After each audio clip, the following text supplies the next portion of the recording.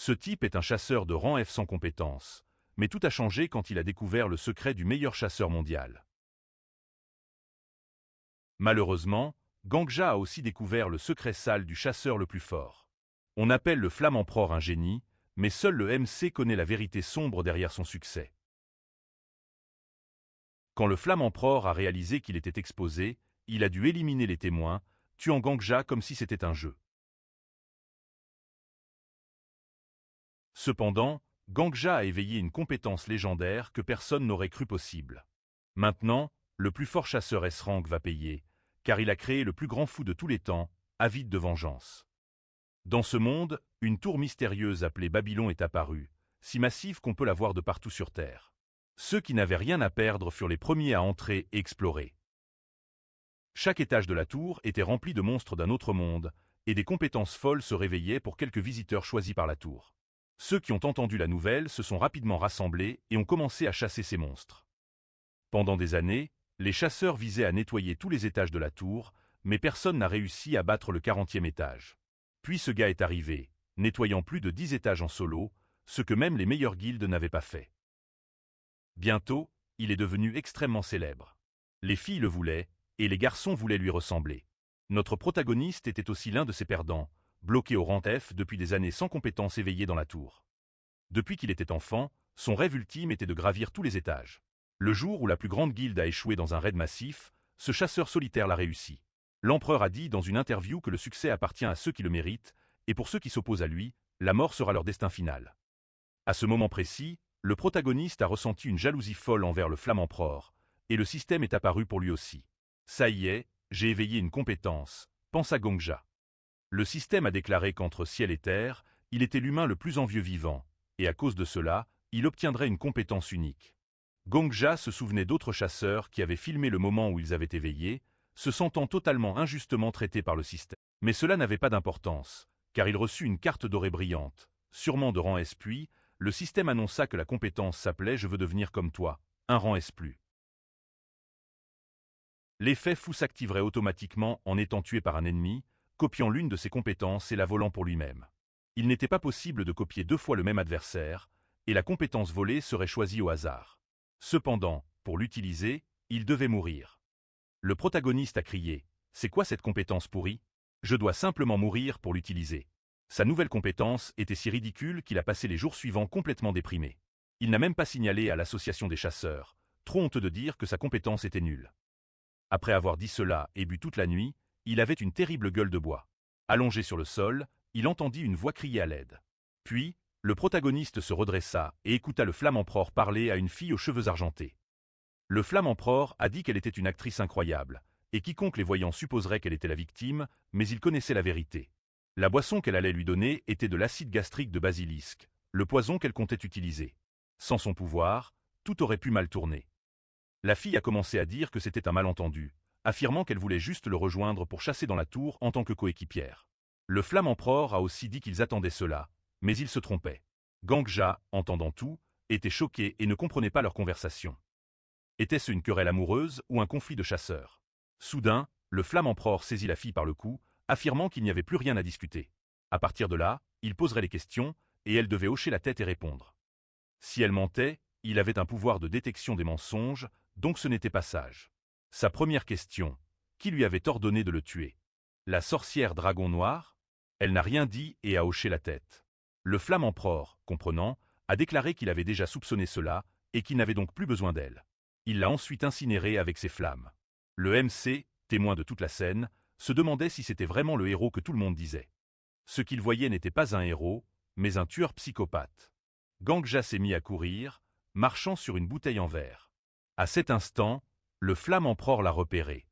Il a même plaisanté sur le fait qu'il avait éliminé tous les rats, mais il en avait oublié un. Le MC a compris que ce regard ne venait pas d'une personne normale, mais d'un tueur. Cette fille aux cheveux argentés n'était pas sa première victime. Il devait en avoir tué des dizaines, voire plus. Alors qu'il pensait cela, le MC tomba au sol. En se retournant, il aperçut son pied. Lentement, le Flamme-Empereur s'approcha, tandis que le MC tremblait de peur. Il lui donna un coup de pied, et Gangja commença à supplier pour sa vie. Cependant, le Flamme-Empereur a ignoré ses supplications et a demandé s'il avait vu ça. Le MC, choqué, a répondu qu'il n'avait rien vu.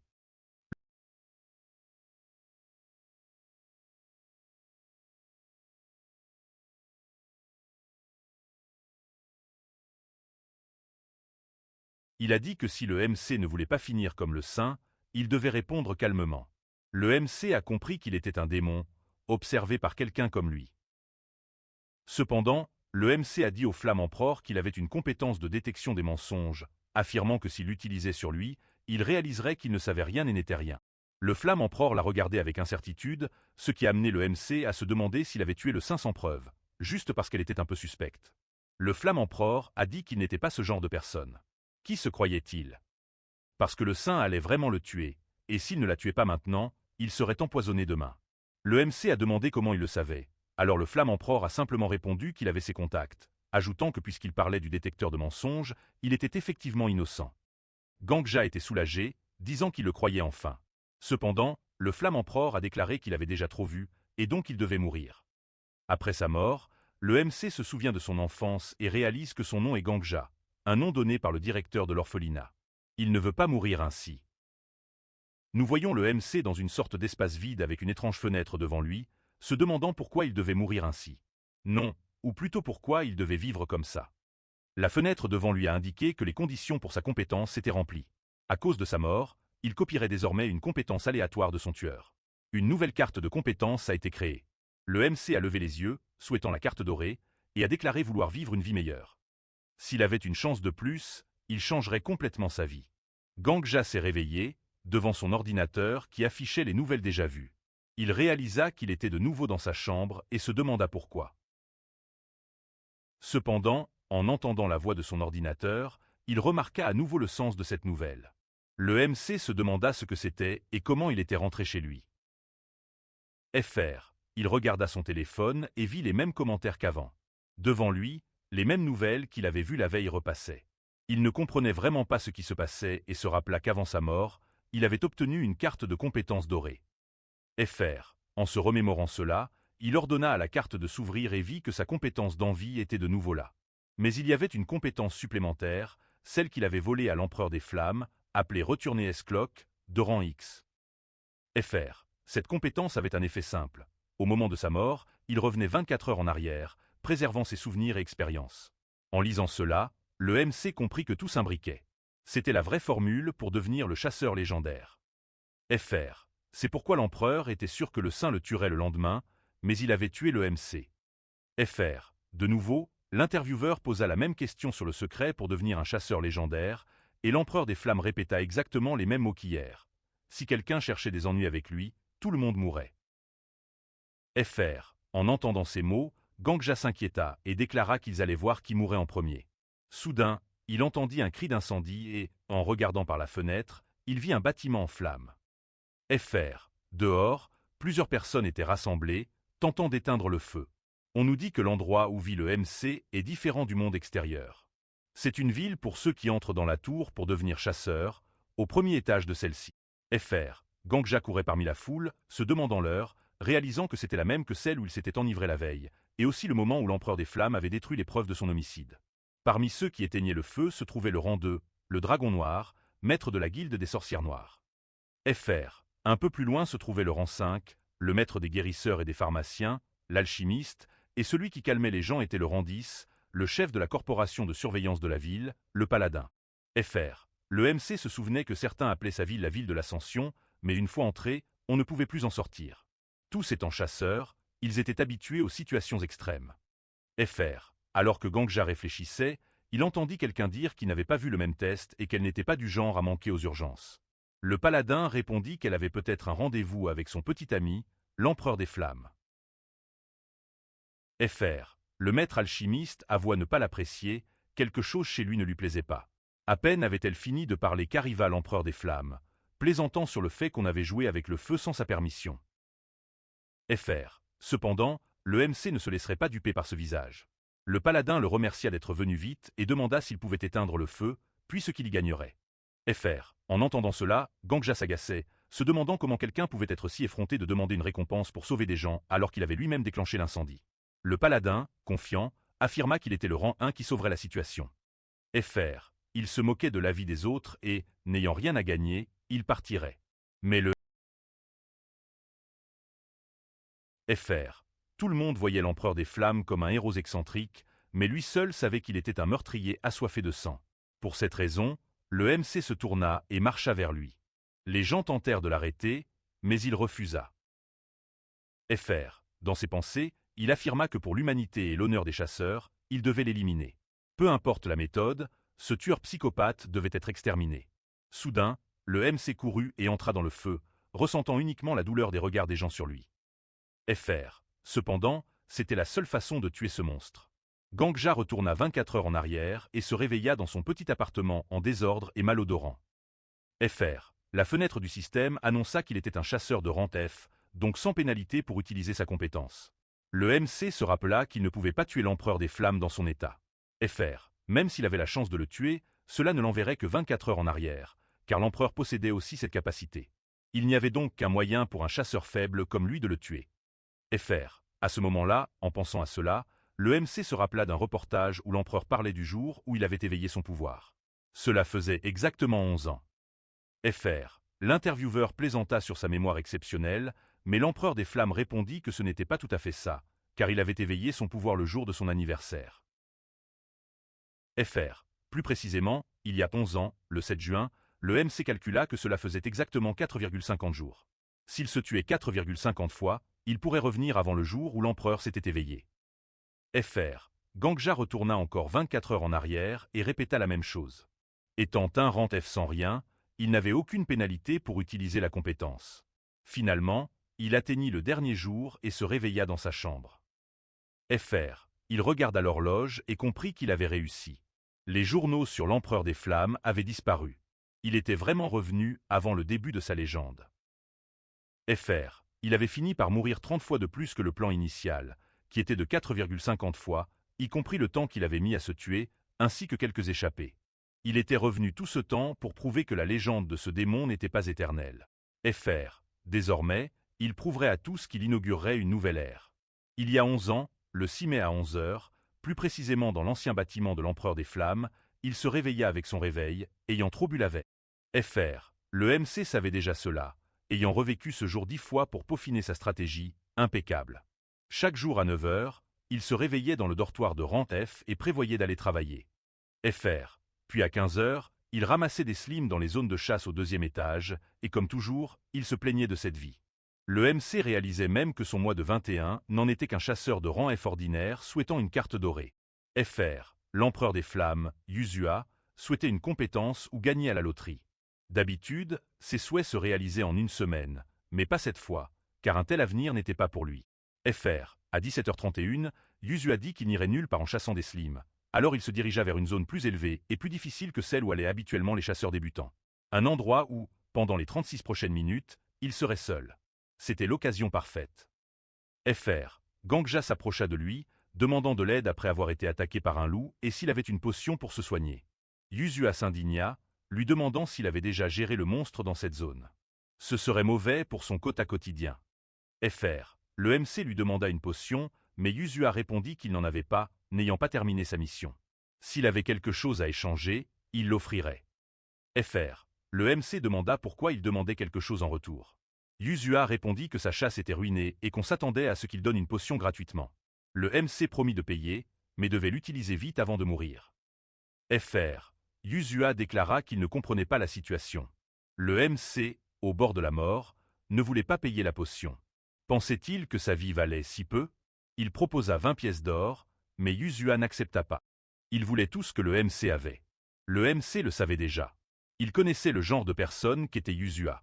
Yuzua dit que le MC était assez pauvre avec seulement 60 pièces, et Gangja répondit que c'était toutes ses économies. Yuzua dit de ne pas s'inquiéter, car il dépenserait très bien, c'est comme ça que la vie fonctionne. Le MC demanda la potion puisqu'il avait donné l'argent. Cependant, Yuzua dit qu'il avait réfléchi un moment, mais si le MC s'en allait, il pourrait revenir pour se venger. Et bien sûr, Yuzua voulait vivre sans souci. Puisque le MC avait vu son visage, il devait mourir. À ce moment-là, le MC se baissa et donna un coup de pied entre les jambes de Yuzua, déclarant qu'il vivrait sans souci. Instantanément, il sortit son épée et trancha la gorge de Yuzua. Le MC commença à attaquer à nouveau et déclara que, pour éviter la chance d'un retour de Yuzua menaçant sa vie, il s'assurerait de le finir correctement.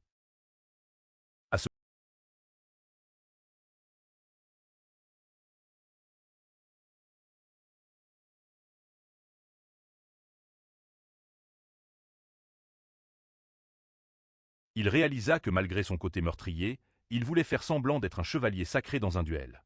Ses actions n'étaient pas justifiées. Agir avec droiture après avoir tué tant d'innocents était de l'hypocrisie. Alors qu'il disait cela, des loups apparurent derrière lui. Gangja comprit que les loups voulaient dévorer le corps de Yuzua. Son travail terminé, cela n'avait plus d'importance. Le MC se dirigea vers un monticule de sable et commença à creuser. Il trouva un sac à dos et 3 bouteilles. Il changea de vêtements propres, sans sang, et se demanda si c'était enfin fini. Puis, il fut téléporté au premier étage où il vit des gens de la corporation de vigilantes. Cependant, il avait peur de les croiser à cause de l'odeur de sang, mais il passa calmement et personne ne le soupçonna. Il réalisa que c'était enfin fini. Personne ne savait ce qui s'était passé, et bien sûr, pour célébrer, il alla au bar et but beaucoup. Dans ses pensées, il était heureux, car l'empereur des flammes Yuzua n'existait plus. Les gens disaient qu'il était assez heureux ce jour-là, et il répondit qu'il devait célébrer, car tous les problèmes de sa vie avaient enfin pris fin. À ce moment-là, il ouvrit sa fenêtre de statue. Cependant, en la regardant, il réalisa qu'il n'avait aucune compétence de combat, mais il était heureux car il comprit que ce n'était rien d'autre que de la cupidité et de l'impudence. Puisqu'il avait le pouvoir de remonter le temps, il pouvait gagner à la loterie ou vendre la méthode pour nettoyer les étages supérieurs que personne ne connaissait encore. Pendant qu'il réfléchissait, un vieil homme en costume et basket rouge arriva et commanda au serveur du lait avec un peu de vodka et de sucre. Le MC remarqua que cet homme était étrange. Les clients du bar chuchotaient, se demandant comment il était là. En scrutant le vieil homme, le MC comprit qui il était, le chasseur numéro 1 de l'époque, connu sous le nom de Swart Saint. Faisons connaissance avec le Swart Saint, Marcus Calamberi. Après 11 ans, beaucoup l'avaient oublié depuis sa disparition. Mais avant que l'empereur des flammes ne devienne célèbre, il était le vrai numéro 1 de la tour. Le MC ne savait pas qu'il se tenait devant le plus fort de son époque et se demandait s'il avait plusieurs compétences de rang S contrairement à ses propres compétences étranges qui étaient inutiles au combat. En continuant, il se rappela que sa capacité lui permettait, s'il mourait, de voler n'importe quelle compétence d'un chasseur qu'il avait tué. Il pouvait donc s'approprier les compétences du numéro 1. Même si le vieil homme le tuait, il ne pouvait pas vraiment mourir, car il reviendrait un jour. Le MC regarda les commentaires en ligne sur le Swart Saint, où les gens disaient que personne ne connaissait ses compétences, avec des rumeurs sur sa riche famille du Nord. Cependant, en lisant ces commentaires, le MC comprit que le Swart Saint restait mystérieux, sans aucune information utile, juste des rumeurs. Ce serait bien qu'il ait au moins la moitié du désir d'attention que l'empereur des flammes. Soudain, le vieil homme lui demanda de se taire. Le MC comprit qu'il ne s'adressait pas à lui, mais à lui-même. Il réalisa que, d'après les rumeurs, au moins cette partie était vraie. Il se demanda pourquoi tous les individus de haut rang avaient toujours un problème dans leur tête. En continuant à regarder les commentaires sur Internet, le MC trouva un commentaire disant qu'il n'était pas bon de prononcer un mot devant le Swart Saint, et c'était une histoire 100% vraie vécue de première main. Selon l'expéditeur, si vous ne voulez pas mourir, ne dites jamais cela devant le Swart Saint. Des gars de haut rang se sont battus avec lui au 9e étage. Ces gars se moquaient de lui, lui disant d'utiliser un appareil auditif puisqu'il devenait un vieux sénile, et qu'en fonction de son visage et de sa personnalité, ses petits-enfants seraient aussi de terribles personnes. Après ces mots, le Swart Saint coupa simplement l'homme en deux. Tout le monde pensait que c'était des absurdités, mais il ne fallait pas parler des petits-enfants du Swart Saint devant lui. Le MC se dit qu'il pouvait le tester. Agité, le Swart Saint paya sa boisson et partit. Tout le monde dans le bar, qui était silencieux, commença à dire qu'il était enfin parti, parlant d'un vieil homme avec des armes et murmurant. Le MC fit de même et sortit, se mettant à la recherche de l'individu numéro 1. Le MC se demanda où il était allé. L'ayant suivi dès son départ, il ne pouvait pas être loin. En scrutant la foule, il le trouva et commença à le suivre. C'était simple, car la seule personne habillée comme ça à Babylone était facile à repérer. Le MC se demanda quelles compétences il pourrait avoir. Est-ce comme l'empereur des flammes dont les compétences de rang X permettaient de revenir dans le temps? Le Swart Saint avait réussi avant lui, il devait avoir quelque chose de meilleur. Pourrait-il avoir une capacité plus puissante que de revenir dans le temps? Soudain, le Swart Saint s'arrêta, disant que cet endroit convenait. Le MC fut surpris par ces mots, et le Swart Saint lui dit de sortir de derrière les arbres, déclarant que personne ne savait ce qui se passerait à partir de ce moment. Le MC s'excusa pour ses mauvaises manières et dit qu'il voulait demander une faveur au Swart Saint. Cependant, à notre grande surprise, il se mit à rire.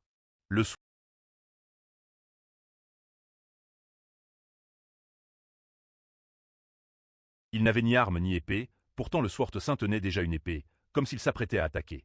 Cela n'avait aucun sens. Était-ce juste parce qu'il l'avait suivi? Le Swart Saint affirma qu'il était un bon acteur, comme on attend d'un assassin de première classe. Le MC était confus. Le Swart Saint avait déjà trouvé une raison de le tuer, sans même mentionner ses petits-enfants.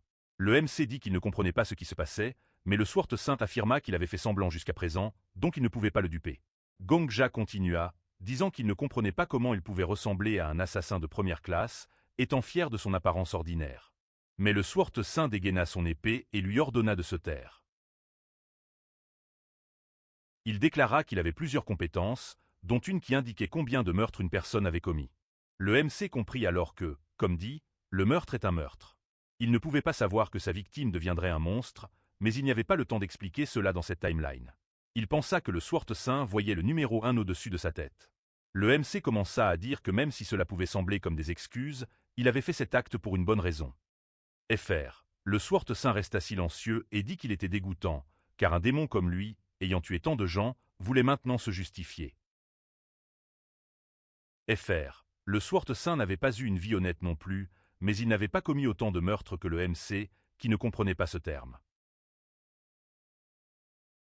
Fr. Alors qu'il n'avait tué qu'une seule personne, le Swart Saint affirma que le MC était désormais une honte pour la société, ayant tué 4091 personnes. Fr. En entendant cela, le MC réalisa qu'il n'avait tué Yuzua qu'une fois, mais s'était tué 4090 fois pour revenir dans le passé.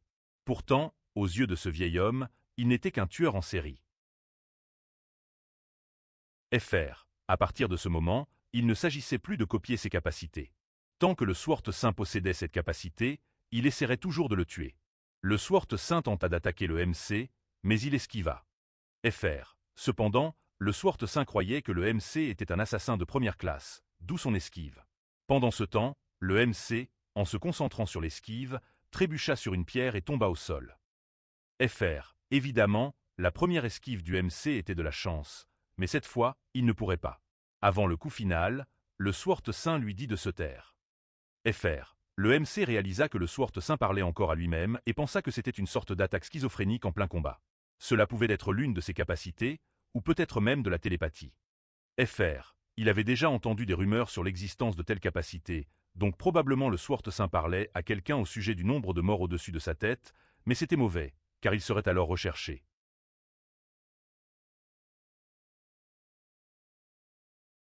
Fr. En fin de compte, il serait simplement exécuté publiquement au premier étage de la tour, mais il ne pouvait pas laisser cela arriver et devait mourir maintenant, avant 24 heures.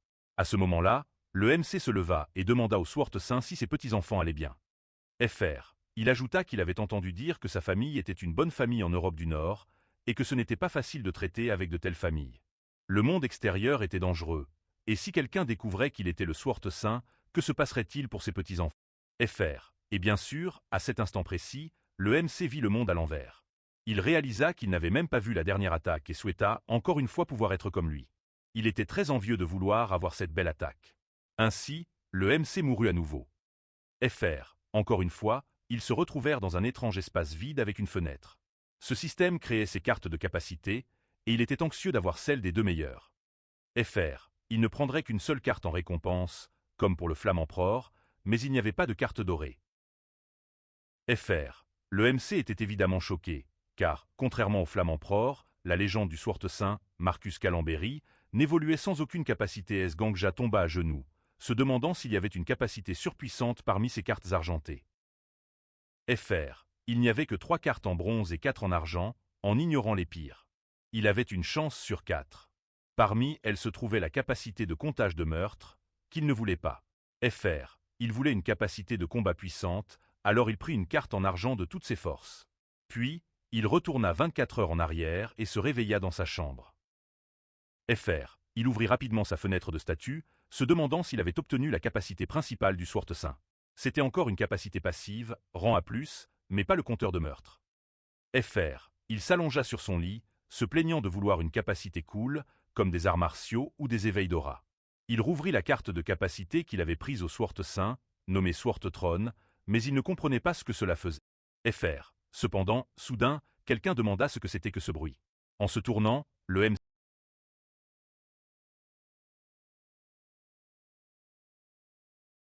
Fr. Pendant que le spectre parlait, le MC s'excusa et demanda qui c'était. Le spectre lui demanda s'il pouvait le voir et l'entendre, et Gangja répondit que c'était évident puisqu'il parlait. Le spectre fut surpris, car ce n'était pas censé se passer ainsi. Fr. Il commença à se demander où était Marcus. Le MC demanda s'il parlait de Marcus Calambéry, le Sword Saint, et le spectre dit que bien que ce titre soit exagéré, il parlait bien de lui. Fr. Il demanda au MC s'il savait où il était, car le vieil homme devait être près de lui. Fr. Le MC commença à se demander ce qu'était ce spectre, et en regardant la capacité qu'il avait prise du Sword Saint, il réalisa que ce fantôme était en fait un être d'un autre monde ayant complété 99 étapes de la tour, mais ayant échoué la 100e. Fr. Le MC demanda au fantôme s'il était l'esprit gardien du Sword Saint, et le fantôme répondit que c'était probablement le cas. Le MC, un peu choqué, dit qu'il avait involontairement volé au vieil homme. En entendant cela, le fantôme fut évidemment choqué. Fr. Il se mit à pleurer, se plaignant que, puisque le MC avait copié sa capacité, il pouvait aussi l'annuler, et demanda s'il ne savait pas comment la renverser, car aujourd'hui, on peut rendre ce qu'on a pris. Le MC était choqué.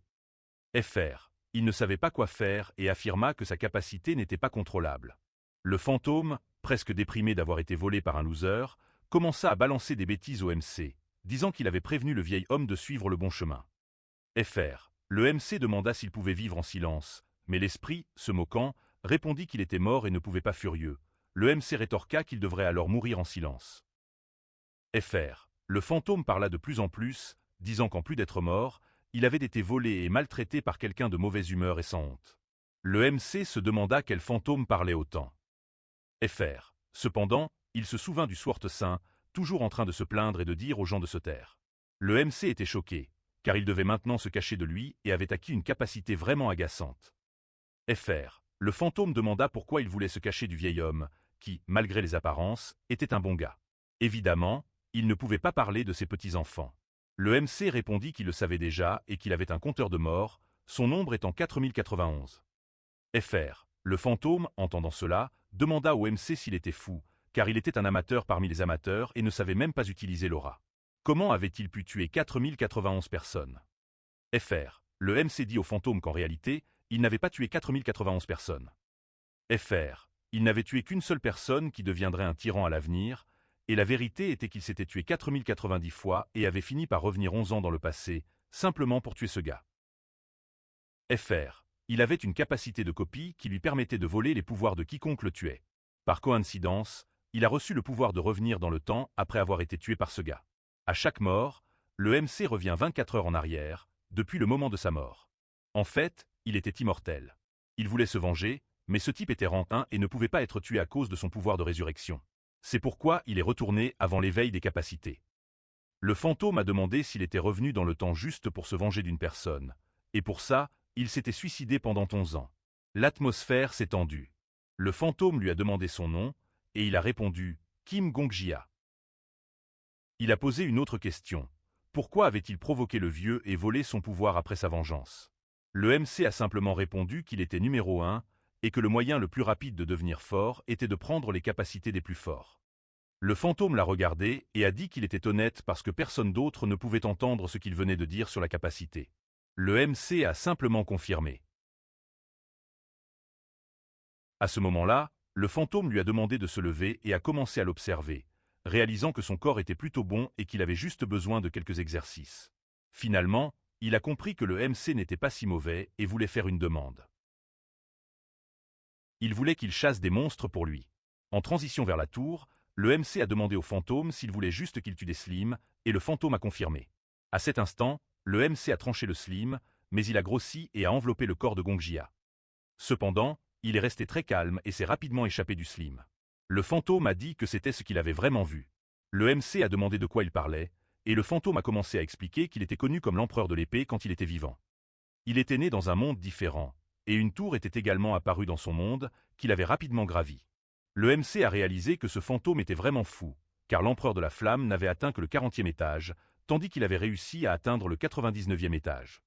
Le fantôme a dit qu'en atteignant son niveau, il pouvait voir le talent d'une personne juste en la regardant. Il voulait donc qu'il chasse pour observer ses capacités. Le MC, déçu, a répondu qu'il avait perdu son temps et n'avait aucun talent pour le coup. Le fantôme a demandé quel non-sens il racontait. Il avait du talent, un talent très important. Le MC se demanda s'il plaisantait, mais le fantôme ajouta qu'il n'avait pas de talent pour les arts martiaux, car ses mouvements étaient maladroits, son corps non entraîné, et il ne pouvait même pas sentir son aura. Pourtant, il avait un talent que personne d'autre n'avait, la peur de la mort. Les gens se protègent instinctivement en combat, mais le MC était différent. Après plus de 4000 morts, il avait perdu cette peur. Il se demanda si c'était un talent, et le fantôme confirma que oui. Pour lui, le talent n'était pas une puissance incommensurable.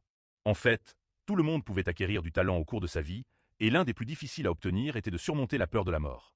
C'était déjà incroyable. Le MC remarqua que personne ne lui avait jamais dit cela, pas même lui. Gangja ne supportait pas d'être traité comme un insecte par l'empereur. Il ne pouvait pas le supporter au point de se suicider 4090 fois, et finalement, la mort, que tout le monde craint, était devenue son talent. Le fantôme demanda au MC quelque chose, puisque, ayant volé l'aptitude du vieil homme, cela signifiait qu'il était mort à cause de lui, et il voulait savoir ce qu'il pensait quand le vieil homme l'avait tué. Le MC répondit que la lune et cette coupure étaient très belles. À ce moment-là, le fantôme commença à rire sans cesse, disant que le MC était très intéressant. Il ajouta que si son pouvoir était de copier, cela signifiait qu'il y avait une autre version de lui comme gardien spirituel du sein de l'épée. Il voulait donc voir lequel des deux deviendrait le meilleur chasseur. Pour découvrir le résultat, il l'aiderait à vaincre le vieil homme, ou plutôt à le surpasser et conquérir tous les étages de la tour. Le lendemain, le fantôme insistait pour que le MC se réveille. Il devait se réveiller bientôt, car le vieil homme était probablement au 10e étage pendant qu'il dormait. S'il ne se réveillait pas, le fantôme chanterait pour lui. Le MC, agacé, se demanda s'il ne savait pas l'heure. Il n'était que 4 heures du matin. Le fantôme rétorqua que même les insectes rampaient à cette heure-là. Mais le MC rétorqua que ce n'était pas une excuse, le fantôme agissant ainsi parce qu'il ne pouvait pas dormir. Gangja comprit alors pourquoi le sein de l'épée s'entraînait à des heures si folles. Ce n'était pas un choix, mais de l'épuisement. Le fantôme dit au MC de s'agenouiller et d'être reconnaissant. Le MC déclara qu'il allait le tuer, mais le fantôme rit, disant qu'il était déjà mort, donc le MC ne pouvait rien faire. En colère, le MC pensa au suicide, mais il ne pouvait même pas faire ça, car il reviendrait simplement dans le temps.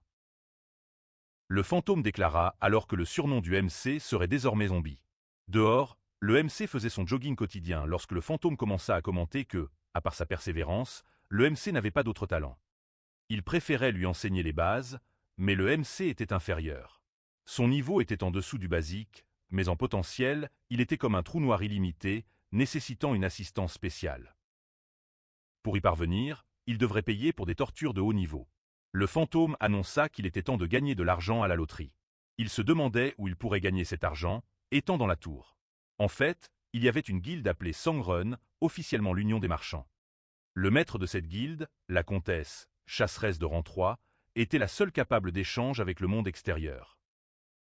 Grâce à cette capacité, la guilde Sangrun détenait un monopole sur l'économie de la tour et, par conséquent, était le seul endroit dans tout Babylone où l'on pouvait parier à la loterie. Le MC arriva et posa son coupon sur le comptoir, déclarant qu'il était venu récupérer ses gains. Le préposé félicita le MC pour avoir enfin gagné à la loterie de la guilde. Le fantôme, curieux, demanda au MC s'il savait pourquoi il portait des oreilles de chat. Gangja répondit qu'il avait entendu que leur maître de guilde était une femme chat. Le préposé demanda au MC s'il avait vérifié la date, car un ticket acheté il y a plus de 2 ans ne pouvait pas être validé. Le MC répondit qu'il avait acheté la semaine dernière. Après avoir examiné le ticket, le préposé fut choqué. Le MC avait gagné le premier prix de la loterie. Tout le monde derrière le MC était surpris. Le préposé, un peu confus, dit qu'il allait vérifier le numéro et appeler le responsable. Le fantôme demanda au MC s'il n'avait pas peur d'être volé avec cette somme. Gangja répondit qu'avant de revenir à cette époque, Yuzua avait utilisé cette capacité pour gagner à la loterie plusieurs fois, donc il avait appris des choses. Ce n'était pas cachable, même s'il essayait. Mieux valait tout expliquer si cela était révélé. Si un gagnant était attaqué, la guilde Sangrun en subirait les pires conséquences. À ce moment-là, le responsable de la guilde, Arthur Tyler, arriva, connu comme le gardien du coffre. Le MC plaisanta en disant que son surnom convenait à la guilde. Normalement, un rentef comme Gangja ne pourrait jamais s'associer à quelqu'un de haut rang, mais aujourd'hui était différent car il était maintenant un client valant 50 000 pièces d'or. Le fantôme se moqua du MC, disant qu'il était facilement influençable, impressionné par un simple traitement et gêné par la mention de son talent hier. Dans ses pensées, le MC voulait tuer le fantôme, qui affirma qu'il ne devrait pas se laisser influencer si facilement. Il devrait croire que tout le monde dans le monde existait pour être piétiné par eux. Dans ses pensées, Gangja réfléchit que quiconque ayant entendu. Arthur demanda au MC s'il avait des problèmes, et le MC nia, disant qu'il était juste un peu distrait. Arthur dit qu'il était soulagé, car il se demandait si quelqu'un l'avait maltraité avant son arrivée. Le MC commença à se demander dans ses pensées si Arthur était une sorte d'ange. Peu de temps après, ils arrivèrent dans la salle VIP, et le prix devant le MC était ce qu'il avait gagné, 53 000 pièces d'or. En voyant une telle somme, le MC ne put s'empêcher d'avaler difficilement, car d'où il venait, tout cet or équivalait à environ 5 millions de dollars. Avec tout cet argent, il pourrait vivre confortablement. Son objectif était de réussir, et il l'avait déjà atteint.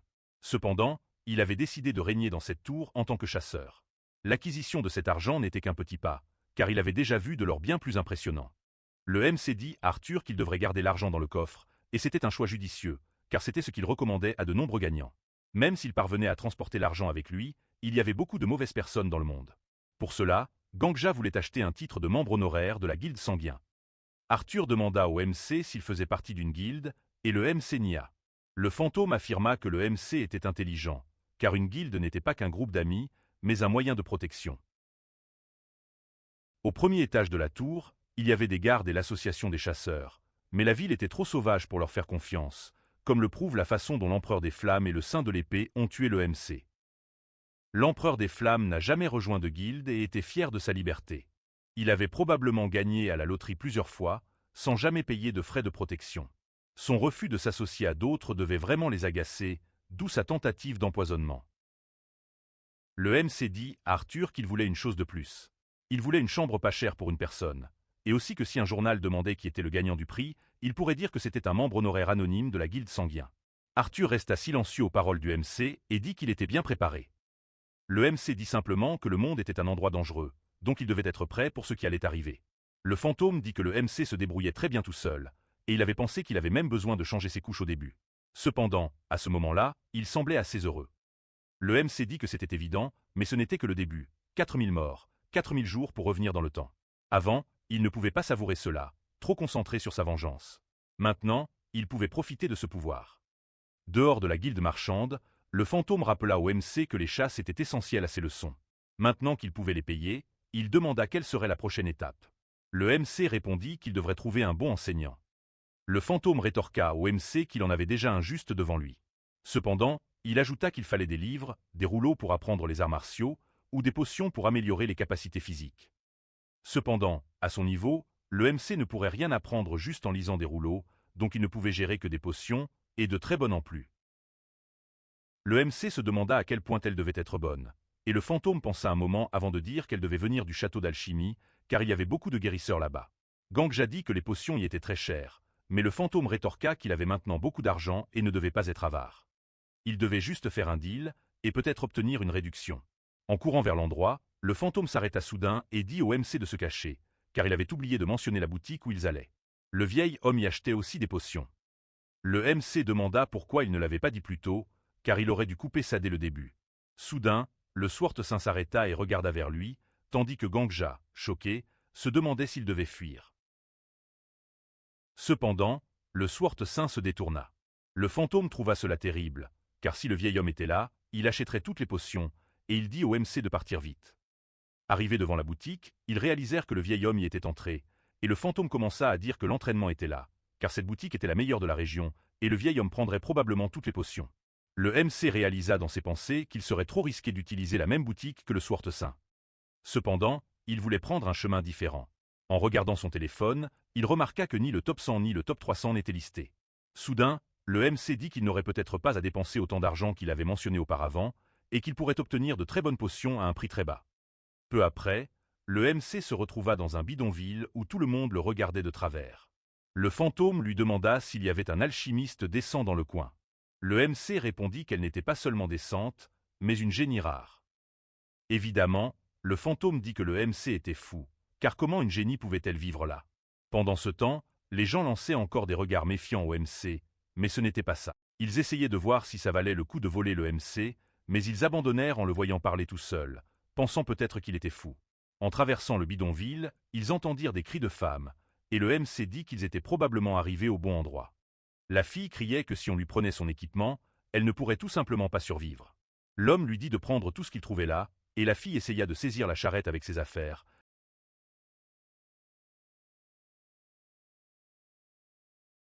Les gens se plaignaient que ces potions étaient trop chères, mais la fille rétorqua qu'elles n'étaient pas chères du tout.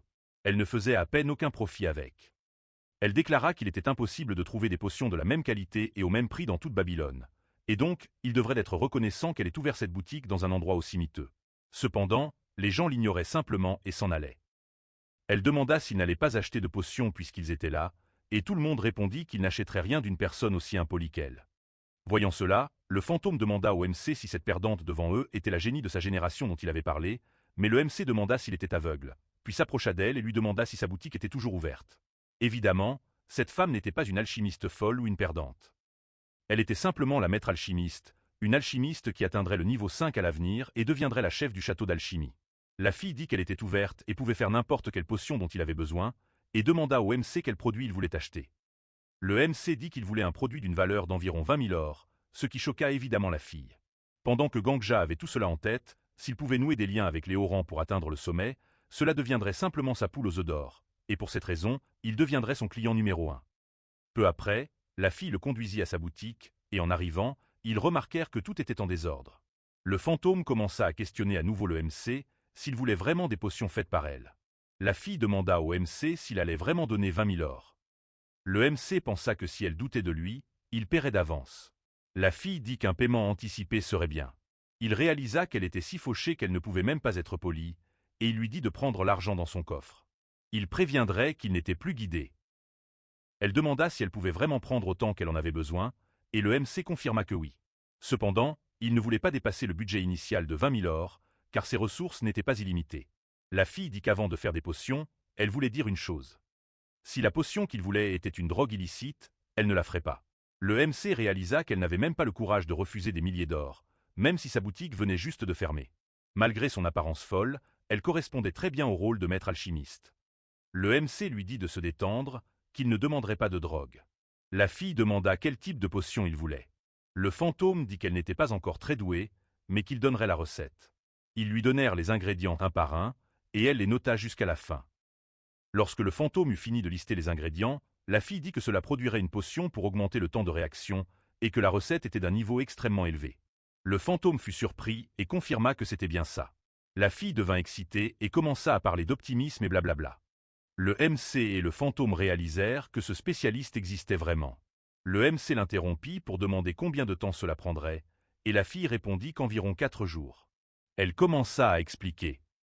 Cependant, le MC se rappela dans ses pensées que, dans sa vie précédente, obtenir une potion faite par elle et sa guilde aurait pris des mois, voire des années. Il dit à la fille que 4 jours, c'était rien. En partant, le fantôme déclara qu'il n'approuvait toujours pas la fille, la jugeant peut-être trop bavarde et potentiellement escroc. Le MC, indifférent, demanda d'où venait la recette. Le fantôme répondit que c'était une potion qu'il avait créée. La meilleure recette qu'il avait créée après avoir testé toutes sortes de potions. Le MC le taquina, disant qu'elle avait vanté sa recette comme étant de haut niveau, et ajouta que dans 10 ans, elle serait la chef du château d'alchimie. Le fantôme n'y croyait pas et dit qu'elle prendrait probablement son argent et s'enfuirait. 4 jours plus tard, il était là avec tous les ingrédients et les potions qu'il avait commandées. Elle lui remit alors 3 boîtes, contenant 30 potions chacune. Le MC affirma que cette quantité de potions vaudrait 30 jours de travail, mais dans ses pensées, il réalisa que c'était 15 fois plus efficace que d'acheter dans la boutique suggérée par le gardien spirituel. Cependant, pendant qu'il pensait à cela, la fille attira l'attention du MC et lui demanda pourquoi il avait passé une commande si précieuse à une alchimiste inconnue comme elle. Bien qu'elle ait confiance en ses compétences, rien qu'en regardant cette recette, elle réalisa que seules 2 personnes dans toute Babylone pouvaient la faire. Le MC lui-même avait vu que toutes ces personnes la traitaient comme une folle. Dans ses pensées, le MC dit que c'était parce que devant lui se tenait la pharmacienne la plus renommée de sa génération, mais ce n'était pas la seule raison. C'était parce qu'elle était celle qui avait couru vers la ville plus vite que quiconque lorsque le feu a commencé, et aussi quelqu'un qui n'avait pas été trompé par l'empereur des flammes, et en plus, elle était douée et gentille. En plus d'avoir un bon jugement, ce serait une grande perte de ne pas se rapprocher de quelqu'un comme elle. Cependant, tout cela était dans ses pensées, et il lui dit qu'il l'aidait parce qu'elle semblait gentille, et aussi parce qu'elle réussirait même sans son aide. Il croyait donc que de bons chasseurs comme eux devaient réussir, pour s'entraider davantage à l'avenir, car c'était frustrant de voir seulement des psychopathes réussir. Pour cette raison, il leur souhaitait le meilleur. Tout ce que le MC avait dit était vrai, et peut-être qu'il ne pouvait pas.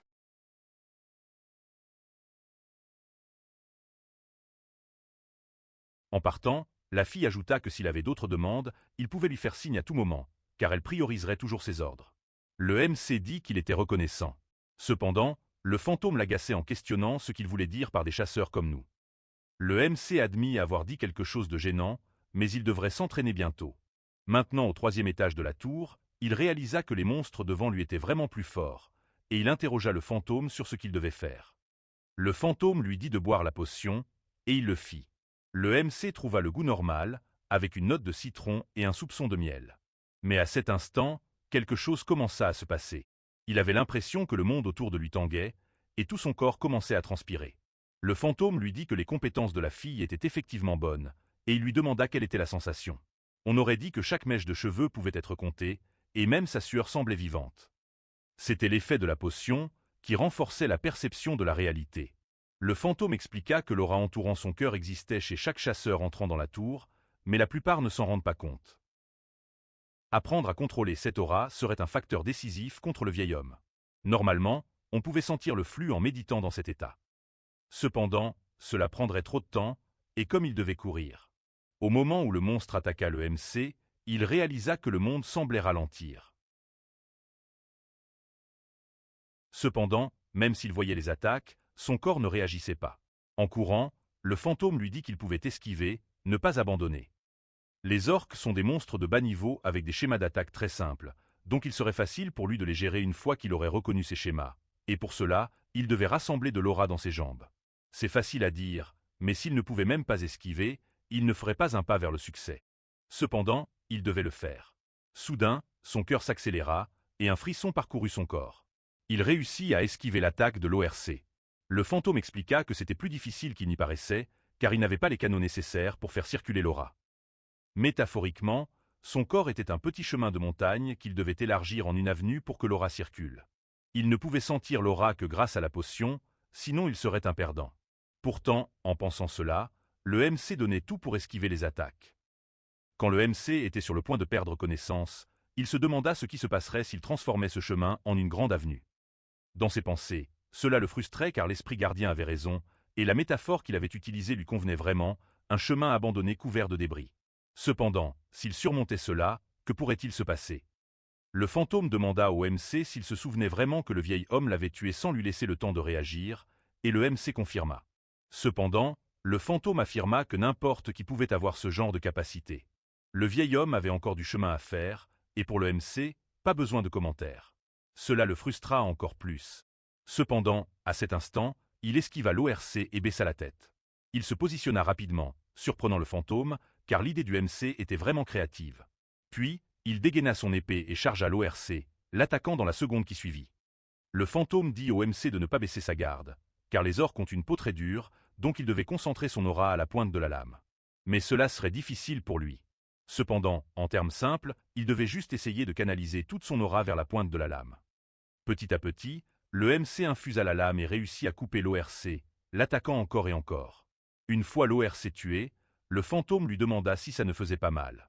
Cela devait faire mal, car il n'avait même pas créé de canal décent et utilisait toujours l'ORC ainsi. Il devait ressentir une douleur comme s'il allait mourir, ayant ruiné son corps pour abattre un seul ORC. Cependant, ce dernier mouvement était très créatif, et il le félicita, car un chasseur doit toujours utiliser sa tête au combat. Pendant ce temps, le MC se tordait au sol. Le fantôme demanda au MC s'il avait l'impression qu'il allait mourir, car c'était exactement ce qui allait se passer. Pour commencer, s'il n'avait pas son pouvoir de retour, il ne suggérait pas cette méthode d'entraînement, car même le vieil homme lui-même médite après avoir pris cette potion. Il n'utilisait pas son corps aussi imprudemment que le MC. Mais à chaque mort, il pouvait revenir, ce qui était incroyable. Peu importe la difficulté de l'entraînement, son corps redeviendrait normal à chaque retour dans le temps. Puisque son compteur augmente chaque fois qu'il se tue, il devrait utiliser une méthode différente pour éviter cela. Comme il avait déjà compris comment utiliser l'aura depuis le début, il n'aurait besoin que de 100 morts de plus pour comprendre suffisamment. Encore une fois, le MC mourut et se retrouva dans cet espace vide, accompagné du fantôme qui se demandait quel endroit c'était. Le MC lui expliqua que pour l'instant, cet endroit s'appellerait Purgatoire, et bientôt, le système enverrait probablement un message disant qu'il reviendrait 24 heures en arrière, tout comme avec l'Empereur des Flammes et le Sword Saint. Cependant, le système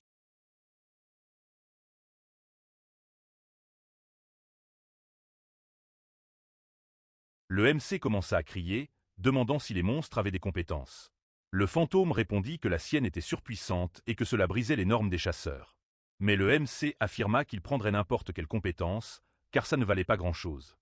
Le fantôme lui demanda s'il allait vraiment prendre cette compétence, et le MC répondit que le choix n'avait pas beaucoup d'importance. Le fantôme insista sur la meilleure option, mais le MC expliqua qu'il ne pouvait pas choisir, car les deux compétences étaient assez mauvaises. Le fantôme était perplexe, ne comprenant pas comment le MC ne voyait pas laquelle était meilleure. Le MC expliqua que leurs couleurs étaient identiques et qu'il ne voyait que leur dos. Cependant, le fantôme dit qu'il pouvait voir derrière eux, et en entendant cela, le MC devint confus car les cartes de compétences bougeaient toujours pour que leur dos soit face à lui, et elles restaient ainsi, même s'il essayait de tourner la tête pour jeter un œil. Cependant, l'esprit gardien, pouvant voler librement, voyait les deux côtés de la carte. Réalisant cela, le MC fut très heureux et poussa un cri, demandant rapidement à connaître les deux compétences. La carte 1 montrait la bénédiction de la reproduction, et la carte 2, Tweak. En voyant les descriptions, le MC fut choqué. Le fantôme trouva la compétence Tweak très cool, mais il pouvait avoir une compétence d'ORC. Quoi qu'il en soit, le MC affirma que Tweak était mieux que la bénédiction de la reproduction et qu'il apprendrait. Le fantôme essaya de l'en empêcher, mais ils pensaient tous de la même chose, et le MC choisit cette compétence. Le MC retourna 24 heures en arrière et se réveilla dans la chambre réservée par la guilde des marchands. Pendant ce temps, le fantôme se plaignait, pensant qu'il tomberait dans le piège, mais le MC lui demanda d'arrêter et d'aller s'entraîner. Il ouvrit son statut et remarqua que la compétence était là. Le fantôme essaya de convaincre le MC qu'il serait peut-être mieux de s'entraîner en position de lotus, car ce serait moins douloureux que de combattre des orques. Cependant, le MC n'écouta pas et se dirigea à nouveau vers le 3e étage. Une fois de plus, il prit la potion et se dirigea vers l'ORC, et comme toujours, le monde lui semblait un peu lent. Soudain, le MC s'arrêta et utilisa sa compétence Tweak. L'ORC, confus, ne perdit pas de temps, et le MC l'attaqua, le vainquant ainsi. Le fantôme commença à se plaindre que le MC utilisait vraiment un hack, et que cela ne comptait pas pour l'entraînement, demandant s'il n'avait pas de remords à tromper cette pauvre ORC sans penser à ses sentiments. Cependant, le MC s'en moquait. Une semaine plus tard, le MC était déjà au 5e étage, face au boss de cette zone, le roi gobelin. À ce moment-là, il activa sa compétence appelée High Society Gobelin, ce qui surprit le roi gobelin. Cependant, il attaqua rapidement et finit le boss. Le MC déclara que c'était le plus fort ennemi qu'il avait affronté cette semaine et lui souhaita de reposer en paix. Mais le fantôme lui dit d'arrêter de mentir et de ne pas être si émotif pour avoir vaincu un seul monstre. Le MC dit qu'il avait réussi à vaincre ce boss après 6 pièces, expliquant qu'une pièce signifiait une vie. Le fantôme ajouta qu'il était un menteur et que c'était un fait prouvé. De plus, il ne pouvait pas dire que ce combat avait été honorable, ayant utilisé la compétence High Society Gobelin, réservée aux gobelins de haut rang. Le MC était surpris que les gobelins se soucient de la hiérarchie. Soudain, le MC reçut un message système disant que son existence était mieux définie et qu'il allait donc monter de niveau. En récompense, il obtint 2 emplacements de compétences et devint chasseur de rang E.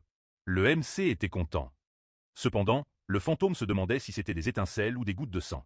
Le MC demanda si c'était un effet de montée de niveau, et le fantôme confirma que oui, mais ce n'était pas juste pour le rendre beau. C'était un indice, car on peut découvrir la forme de son aura selon les effets lors de la montée de niveau.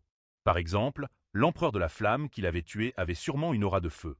L'aura de chaque chasseur se forme après un traumatisme, pas toujours un mauvais souvenir. Cependant, cela repose toujours sur un moment clé de la vie, reflété dans la forme de leur aura, un reflet de leur subconscient. D'après les faits, l'aura du MC était probablement du feu ou du sang. Le MC demanda au fantôme à quoi ressemblait l'aura du Swart Saint, et le fantôme répondit que son aura était comme la lumière de la lune.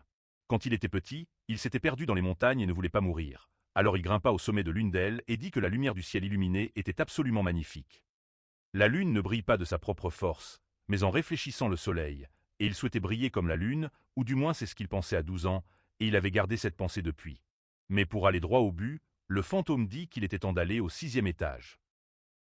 Le MC demanda s'il pouvait aller directement au boss du 10e étage. Le fantôme se demanda s'il ne se précipitait pas, même en tant que novice. Le MC répondit que non et promit que s'il ne pouvait pas le battre avec 2 pièces, il appellerait le fantôme maître. Le fantôme demanda comment il allait vaincre le boss avec une seule mort. Le MC dit qu'il s'en fichait, mais avait une condition. Le fantôme devait révéler les compétences exactes du boss du 10e étage. De plus, si le MC gagnait, le fantôme devrait l'appeler Gong Jonna, une forme d'adresse plus polie. Le Le fantôme dit que le MC devenait trop arrogant en essayant de se battre contre l'empereur de l'épée, et lui dit de bien se préparer, car à partir de ce moment-là, il commencerait à l'appeler maître pour le reste de sa vie. Cependant, le MC ne se laissa pas impressionner et affirma qu'il serait celui qui servirait quelqu'un, provoquant un rire partagé. Pour les observateurs, il riait seul. Arrivé au 10e étage, les gardes lui dirent qu'il ne pouvait pas entrer et lui demandèrent pourquoi. Le garde dit simplement que le MC voulait se suicider en affrontant le boss seul, et demanda s'il n'avait pas vu les nouvelles sur la guilde du Dragon Noir, qui était entrée avec 34 de ses membres d'élite et avait échoué.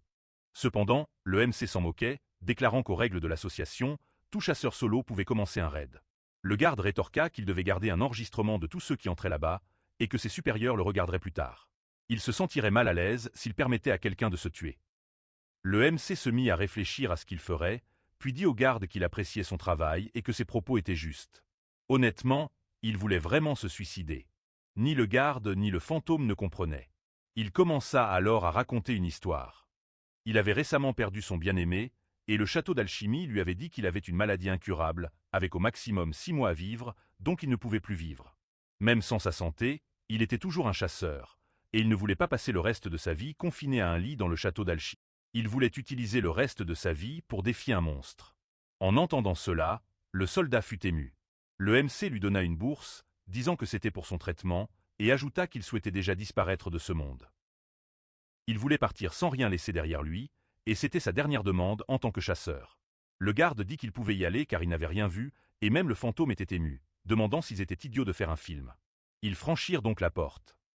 Maintenant, à l'emplacement officiel du 10e étage, qui aurait dû être nettoyé par l'empereur de la flamme, le MC allait écrire une légende plus grande que la sienne. Il ouvrit la porte du manoir, où plusieurs poupées riaient entre elles, lui demandant s'il voulait jouer avec elles. À ce moment-là, le MC activa sa compétence et déclara qu'il jouerait avec elles. Eh bien, revenons un peu en arrière, là où la guilde du Dragon Noir, qui avait sécurisé sa position de la plus forte depuis l'ouverture de la tour, avait malheureusement échoué au raid pour la 30e fois. Les journalistes leur demandèrent ce qui avait causé cet échec, et le maître de guilde répondit qu'il n'y avait rien de mal dans leurs compétences, juste un peu de malchance. C'était alors que l'empereur de la flamme, qui avait nettoyé le 10e étage, les dérangea. Bien sûr, cette interview fut appelée la déclaration des perdants. Vous vous demandez comment l'empereur de la flamme a été le seul à réussir à nettoyer le 10e étage. En fait, c'est relativement simple. Le boss était caché quelque part dans le manoir, et il suffisait de trouver la bonne poupée et de la détruire. Peu importe combien on se protégeait avec sa propre aura, 10 minutes était la limite de temps que quiconque pouvait supporter ces flammes. Cependant, cela n'affectait pas les utilisateurs d'aura de feu, d'où sa réussite à s'en sortir, et il osa même dire que la chance était une compétence. Le fantôme plaisanta avec le MC, affirmant qu'il avait aussi survécu par chance. À ce moment-là, le MC dit que son aura ne tiendrait pas longtemps, et le fantôme affirma qu'il durerait 1 minute max. Il ajouta qu'à titre de référence, le vieil homme pouvait supporter ces flammes pendant plus de 30 minutes, et s'entraînait maintenant pour étendre ce temps à 1 heure avant de défier le boss.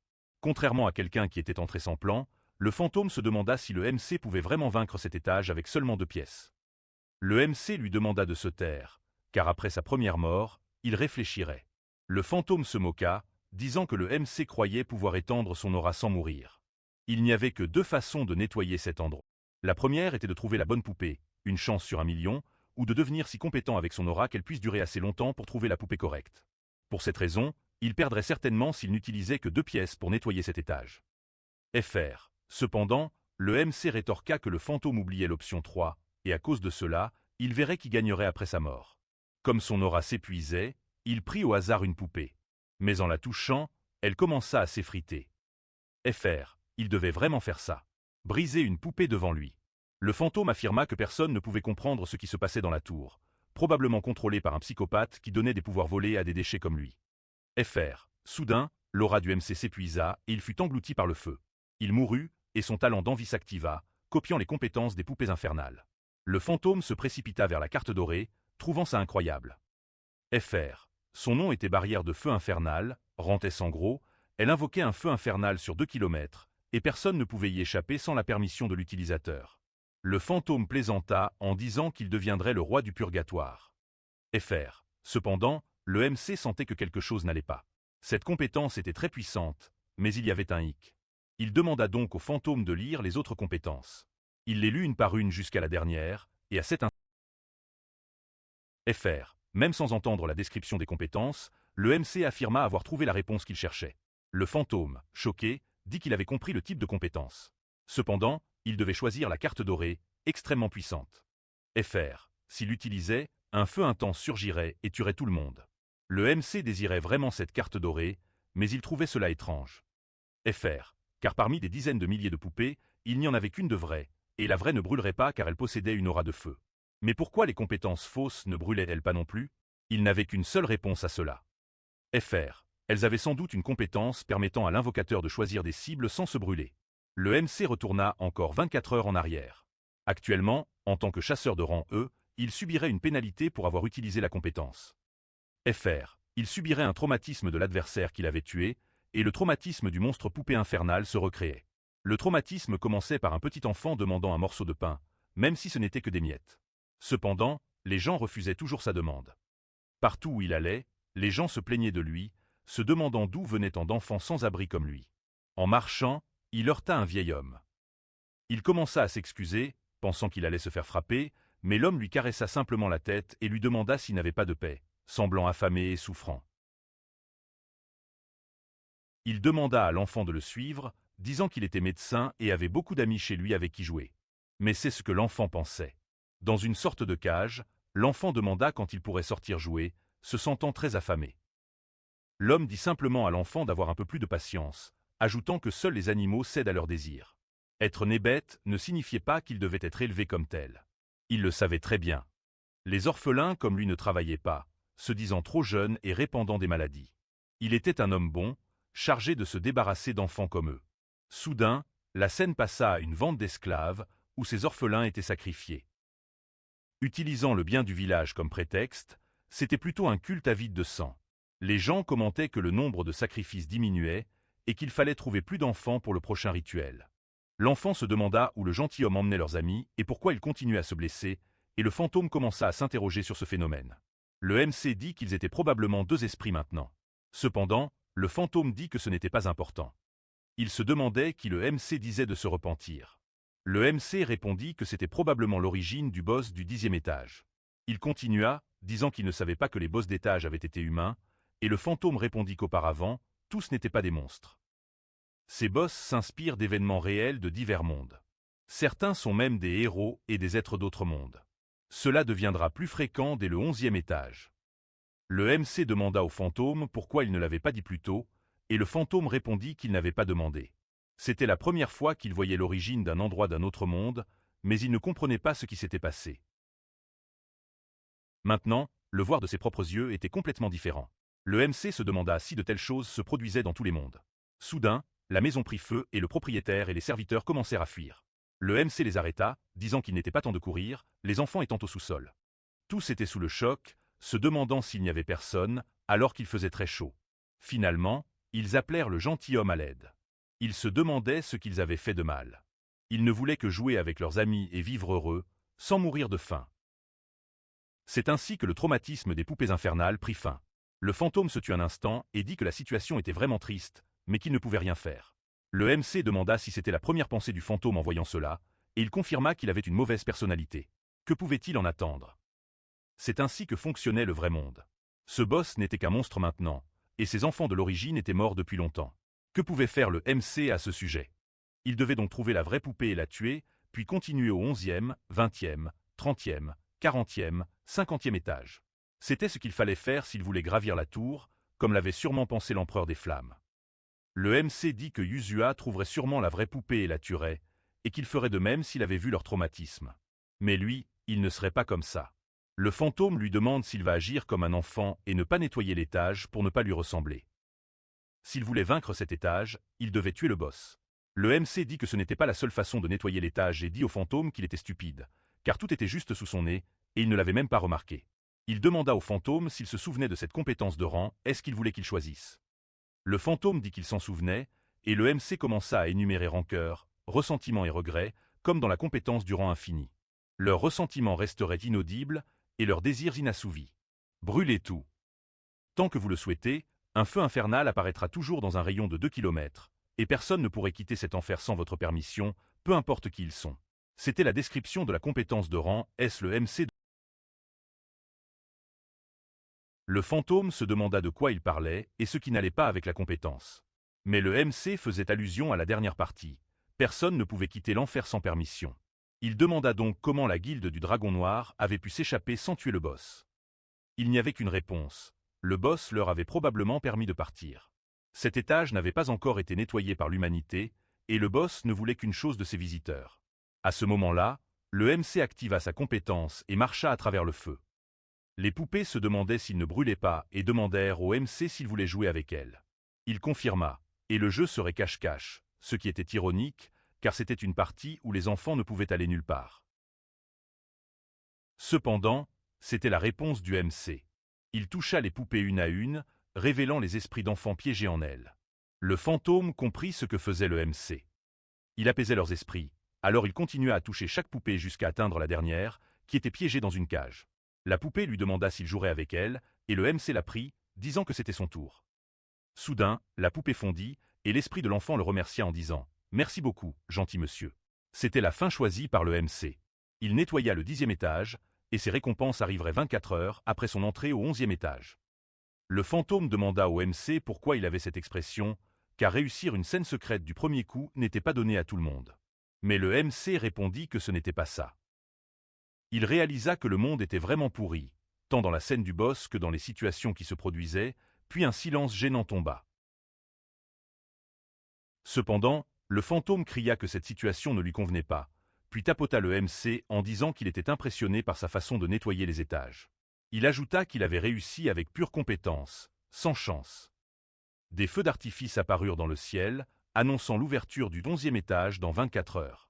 Les gens se demandaient ce qui s'était passé et d'où venaient ces feux, visibles sur les 10 étages de la tour. Ils réalisèrent qu'un étage avait probablement été nettoyé et se demandèrent si c'était la guilde du Dragon Noir. Mais ce n'était pas eux, car ils étaient au premier étage en train de prendre un café, tandis que les autres étaient dans des lieux totalement différents. Les gens voulaient savoir qui avait nettoyé cet étage. Bien sûr, le fantôme ne manquerait pas cette occasion et demanda au MC comment c'était d'être un personnage principal tout en étant un zénigame. Le MC répondit que c'était très bien, presque comme s'il n'était pas lui. Le fantôme lui conseilla de ne pas s'exciter, car il n'avait nettoyé que le 10e étage. Mais il était la personne la plus proche du sommet, et le MC le savait. À ce moment-là, le garde arriva en criant au MC et lui demandant s'il avait fait cela, car il était le seul à entrer dans l'étage ce jour-là, et maintenant tous ses supérieurs l'appelaient, demandant ce qui se passait. Cependant, le MC le tapota et lui dit de se détendre. Le garde demanda son nom ou un surnom pour ses supérieurs, mais le MC ne voulait pas dire, car il n'en avait pas. Le fantôme dit que le MC avait bien agi, préférant s'entraîner en cachette plutôt que de se vanter. Le MC réalisa alors que le fantôme devait l'appeler Gongji Anime et le taquina, disant qu'il pensait vraiment qu'il ne pouvait pas nettoyer un étage avec 2 pièces. Le fantôme tenta de le raisonner, disant qu'ils étaient amis, camarades, frères. Mais le MC s'en moquait et lui demanda d'utiliser le suffixe nain s'il voulait lui parler. Peu après, des rumeurs circulaient dans la tour, certains pensant que c'était le saint de l'épée. Le MC commença à se demander si le fantôme pensait que la victoire n'était pas appréciable. Il se mit à se tapoter l'oreille, se demandant si ses écouteurs étaient cassés, car il n'entendait aucune réponse. Bien sûr, pour ceux qui ne comprenaient pas, c'était pour ne pas avoir l'air de parler tout seul. Le fantôme acquiesça, mais demanda pourquoi le MC ne l'appelait pas Gongji Anime ou Seigneur Gongjia. C'était la goutte d'eau, et il commença à se plaindre de vouloir retourner chez Marcus. Mais en laissant de côté les plaisanteries, 1 heure et demie s'était écoulée depuis que le MC avait terminé l'étage. Sudain, il intendi tu miaulement. Il savait déjà qui était ce chat, mais fit semblant de ne pas le savoir. Pendant qu'il jouait avec le chaton, plusieurs personnes s'approchèrent. Il savait déjà qui ils étaient et se demanda pourquoi ils avaient mis 1 heure et demie à le trouver. Ils annoncèrent rapidement leur guilde, mais juste avant qu'un d'eux se présente, le MC leur demanda d'attendre, car il avait ses propres... D'abord, il ne devait rien dire aux médias tant que le chronomètre n'était pas à 0. La deuxième règle était qu'il voulait un endroit privé, sans clients. Une fois les clients partis, ils commenceraient les négociations. Le MC leur demanda de faire leurs offres, et tous répétèrent la même chose. Ils savaient pourtant pourquoi ils étaient désespérés. Le saint de l'épée était un loup solitaire, un rang isolé qui n'appartenait à aucune guilde, une existence qui faisait questionner l'importance des guildes. Si quelqu'un de son calibre apparaissait, tout le monde serait désespéré de le recruter. Soudain, à ce moment-là, le chat parla, offrant 500 000 pièces d'or. Ce chat n'était autre que la maîtresse de l'Union des marchands, rang 3, la comtesse.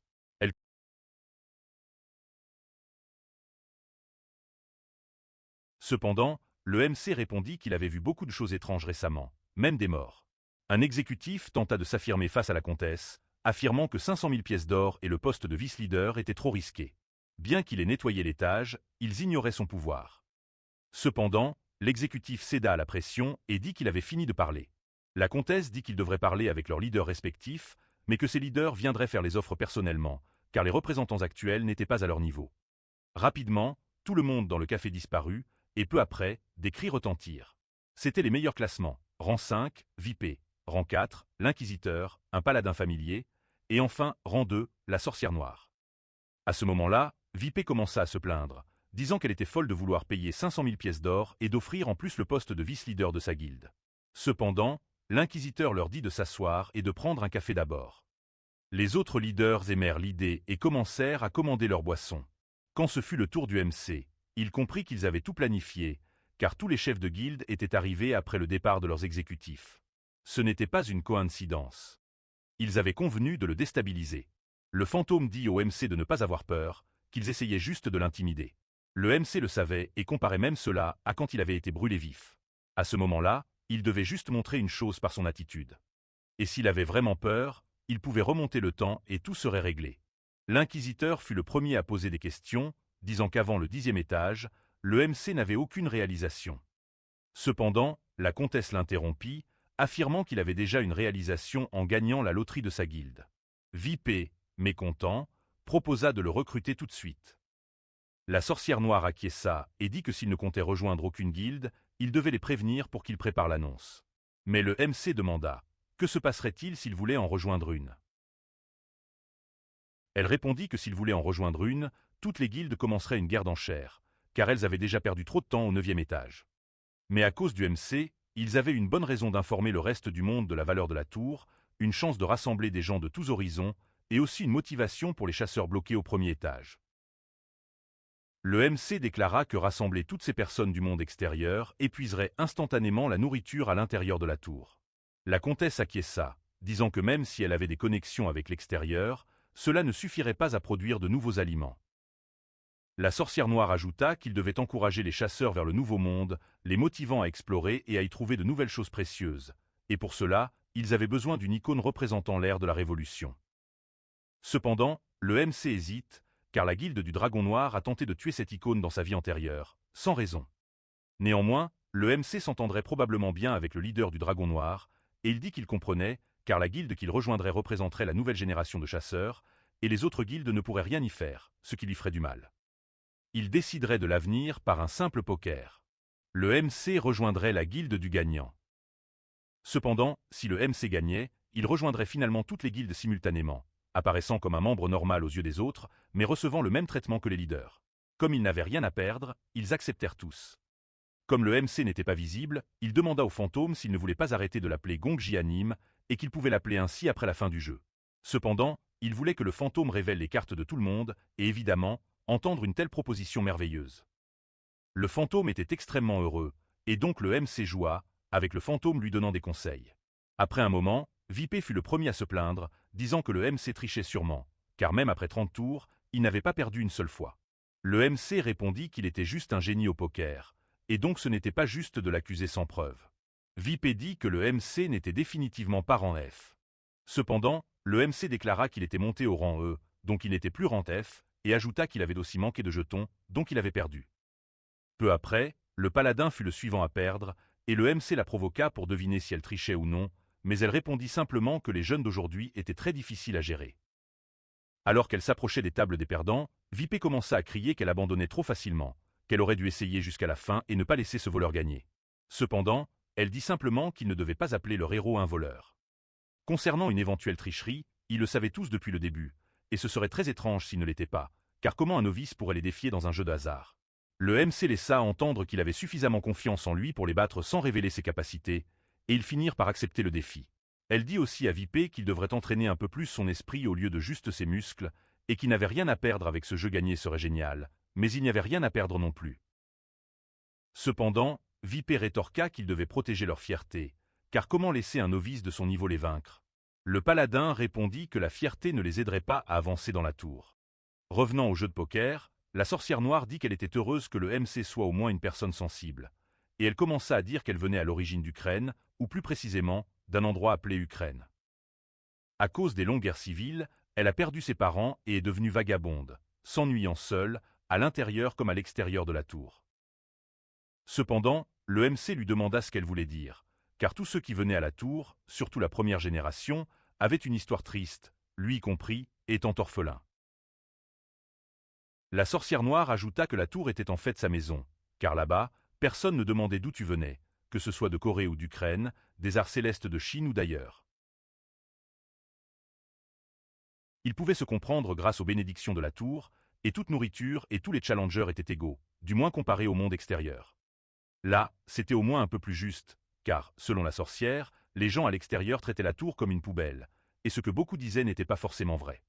De plus, quand le compteur dans le ciel atteindrait 0, la vie du MC changerait complètement, et elle croyait qu'il gérerait cela avec sagesse. Le MC dit qu'il leur donnerait ce qu'ils voulaient. Il voulait juste que tout le monde l'admire et le respecte, rien de plus. Au fur et à mesure que le jeu avançait, le MC savait qu'elle avait un avantage, mais il était confiant et allait tout miser. Il ne s'attendait pas à être traité ainsi juste parce qu'il avait terminé le 10e étage, car il finirait aussi le 20e, 30e, 50e et même le 100e. Peu importe le temps que ça prendrait, il conquérirait cette tour. Cependant, il la considérait comme sa rivale.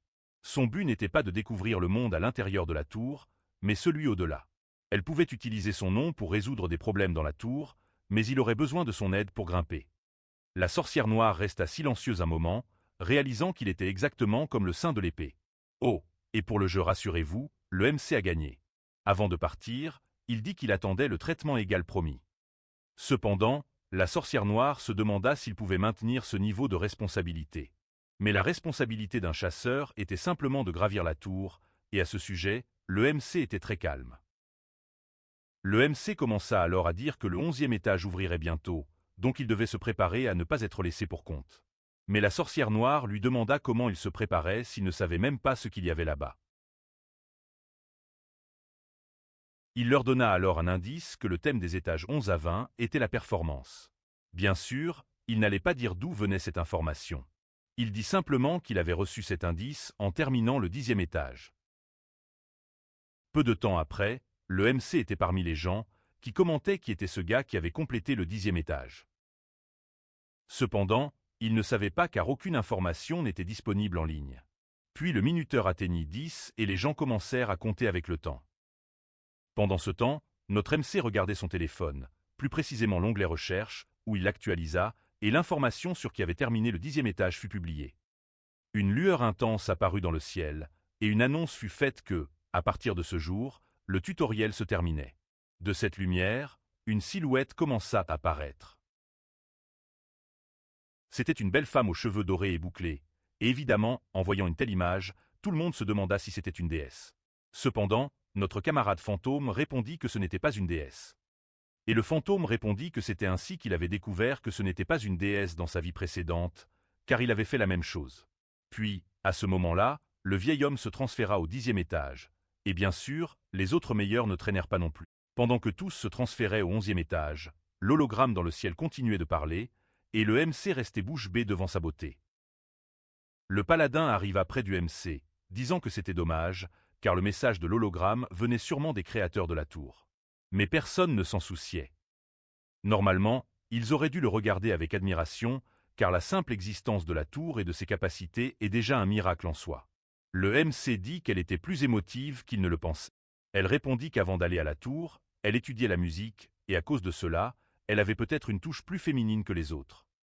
Cependant, à ce moment-là, en regardant sur le côté, plusieurs journalistes commencèrent à courir vers le MC, lui demandant comment il avait réussi et ce que cela faisait de terminer le 10e étage.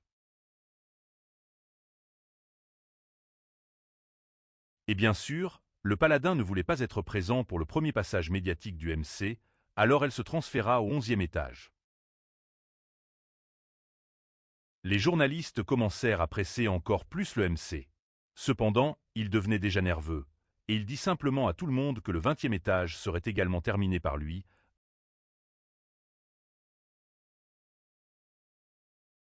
En changeant de scène, plus précisément au 11e étage, on pouvait voir que c'était le pur chaos, et le 11e étage ressemblait plus à une guerre. Et bien sûr, voir tout cela laisserait soudainement quelqu'un sous le choc. Un soldat courut vers le MC, annonçant que les héros venus sauver le royaume étaient enfin arrivés et suppliant tout le monde de les aider pour l'humanité. Il ajouta que l'emplacement était une route commerciale ouverte, et sans elle, le royaume ne pourrait pas se soutenir. C'est pourquoi des héros d'autres mondes devaient l'aider à accorder leur bénédiction au royaume d'Egan. À ce moment-là, une quête fut émise, et l'objectif était clair. Ils devaient protéger le port. Ce qui leur faisait vraiment peur n'était même pas de protéger le port, mais plutôt la mention d'un roi démon. Ils assimilaient l'information, et évidemment, au milieu de la guerre, les plus forts prenaient toujours les devants, et après avoir vu la performance du saint de l'épée, les autres commencèrent à se donner encore plus. Eh bien, il était calme car il recevait maintenant des récompenses pour avoir terminé le 10e étage, et sa récompense était l'accès à toutes les cartes des étages 11 à 20. Cette récompense était seulement pour le niveau normal. Oublions ce discours sur les récompenses et parlons des thèmes de la tour. Chaque étage a un thème, et le thème des étages 1 à 10 c'était le tutoriel, et la ville était conçue pour que les débutants s'habituent à la tour, avec chaque étage ayant des zones de chasse désignées.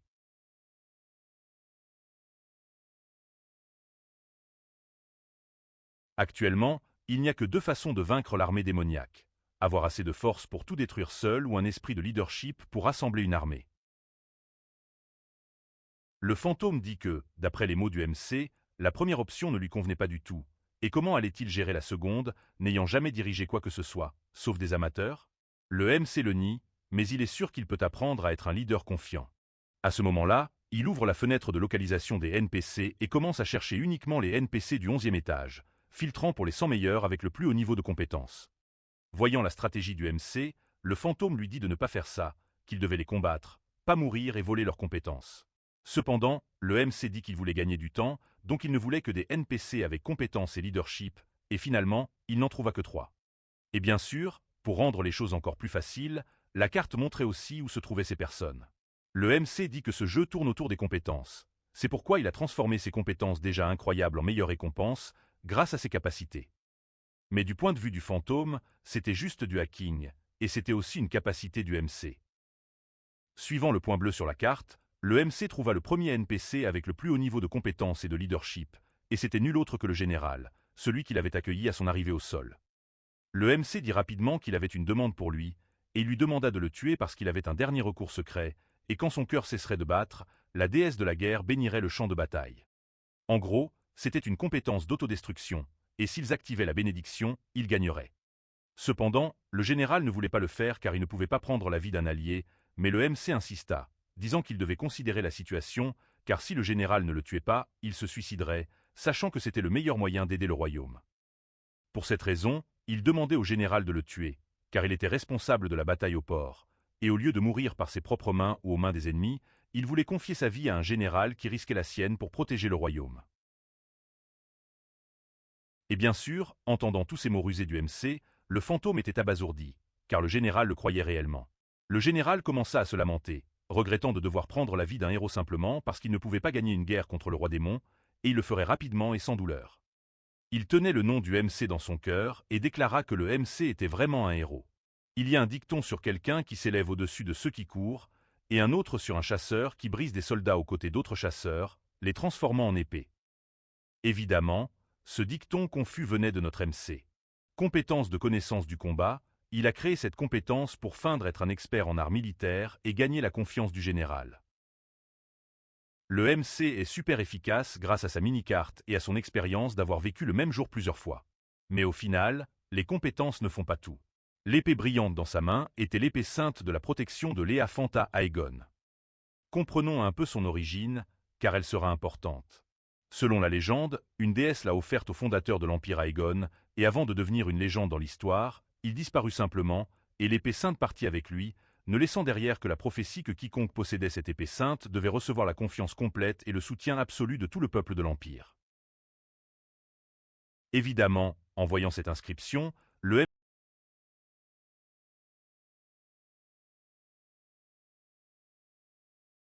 Cependant, le fantôme dit qu'il avait échangé sa récompense contre un objet aussi nul, car l'épée n'était que brillante et dure, et parmi les nombreux objets épiques disponibles, il avait choisi celle-là. Cependant, le MC dit qu'elle avait une grande durabilité et était brillante, rendant tous les NPC du 11e au 20e étage fous d'envie. De plus, les NPC ne sont pas juste des outils pour donner des quêtes. Ce sont aussi des entités qui devraient être utilisées pour accomplir ces quêtes qu'ils ne peuvent pas réaliser. Pendant que tous les soldats couraient sous le commandement du MC, la plupart des chasseurs se demandaient pourquoi il était le seul général de l'armée. Cependant, entendant leurs remarques envieuses, le MC devint encore plus excité, et le fantôme lui dit d'arrêter d'être fou, qu'il devait seulement améliorer son épée et son aura, mais il utilisait simplement son aura pour améliorer son oui afin d'écouter ce que les autres disaient de lui. Mais pour en venir au fait, ils réalisèrent que le flanc et de l'armée démoniaque avaient été anéantis, et le MC donna l'ordre de continuer à avancer vers leur force principale. Plus il les pressait, plus ils avaient de chances de gagner. Ils tuèrent tant de gobelins en chemin qu'ils finirent par rencontrer leur chef, qui était le boss du 11e étage, l'empereur. Bien sûr, pour couronner le tout, le MC allait faire un grand spectacle, en finissant le boss lui-même. Après que le boss soit tombé au sol, toute l'armée commença à crier qu'ils avaient enfin vaincu l'armée maléfique, et bien sûr, voyant la défaite de leur chef, les gobelins commencèrent à battre en retraite. Comme ils ne faisaient que battre en retraite et que tout le monde avait peur, la plupart des chasseurs, découragés, chargèrent et éliminèrent les monstres restants, nettoyant le niveau. La tour comptabilisa alors les points. Cependant, il y avait trop de monde, donc elle ne géra que les 10 meilleurs contributeurs du raid. En consultant le tableau des scores, tout le monde remarqua que le MC était en première place. En voyant le nom à l'écran, ils réalisèrent que c'était la même personne qui avait terminé le 10e étage et commencèrent à se questionner. Pourrait-il s'agir d'un maître secret? Pourtant, le fantôme affirma qu'il n'était pas un maître, mais un farceur abusant des hacks. Le MC demanda s'il avait enfin reconnu que c'était un jeu de compétences. Cependant, il refusa, et le MC nota que le fantôme valorisait vraiment la technique au-dessus des compétences. Pour cette raison, le MC promit de pratiquer son épée avant d'atteindre le 90e étage. Et c'est pourquoi le fantôme devrait arrêter de râler que le MC ne comptait que sur les hacks. Il ajouta qu'il ne voulait pas manquer l'occasion d'apprendre du maître des épées. Et en fait, le fantôme devrait le supplier de lui enseigner des techniques d'épée. Entendant ces mots, le fantôme devint très excité.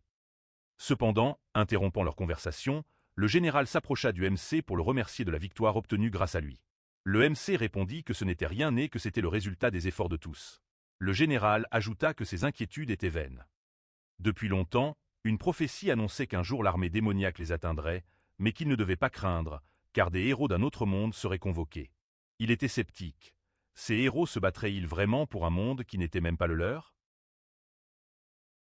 Mais en voyant le dévouement de chacun, ses inquiétudes parurent infondées, d'où son désir de les remercier. Après tout, même venant de mondes différents, se serrer la main avait la même signification. Était-ce parce que, peu importe le monde, les humains avaient deux mains, donc ils se serrèrent la main. Le système termina d'analyser les récompenses du niveau, la première étant pour les meilleurs contributeurs du raid. Tous les 10 contributeurs auraient un accès anticipé au 12e étage, et jusqu'à ce que les 10 aient reçu leur récompense, tous les autres seraient interdits d'accès au niveau. Dans la dernière scène, avant que le MC ne monte au 12e étage, le général dit qu'il laissait le destin de l'Empire entre ses mains. Alors qu'il était transporté au 12e étage, le fantôme demanda au MC s'il se sentait à l'aise avec la présence du maître d'épée. Le MC le rassura, disant que le pire qui pouvait arriver était sa mort. Il arriva donc au 12e étage, au palais de l'Empire Egan. Soudain, l'inquisiteur s'approcha du MC et le félicita pour sa performance au 11e étage. Il demanda si l'épée utilisée était la récompense de cet étage, et le MC confirma que oui. L'inquisiteur ajouta qu'il était impressionné par l'efficacité avec laquelle le MC utilisait ses ressources, ce qui le rendit un peu gêné. À ce moment-là, le maître d'épée tenta de l'attaquer, mais l'inquisiteur l'intercepta à peine. L'inquisiteur demanda au maître d'épée pourquoi il agissait ainsi, mais celui-ci n'était pas d'humeur à discuter. Il lui ordonna de s'écarter, sinon il serait tué aussi, ajoutant qu'il ferait mieux de se dépêcher, ou il lui couperait les bras.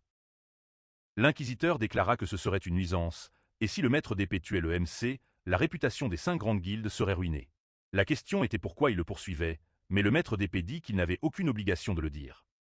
L'inquisiteur, cependant, affirma que puisque le maître d'épée ne comptait pas reculer, il devrait recourir à la force. À ce moment-là, Vipé et le paladin attaquèrent le maître d'épée, mais il se défendit évidemment. Vipé cria en demandant comment il pouvait être si fort à son âge. Cependant, le paladin lui demanda de se taire pour se concentrer sur le combat, car devant eux se tenait le numéro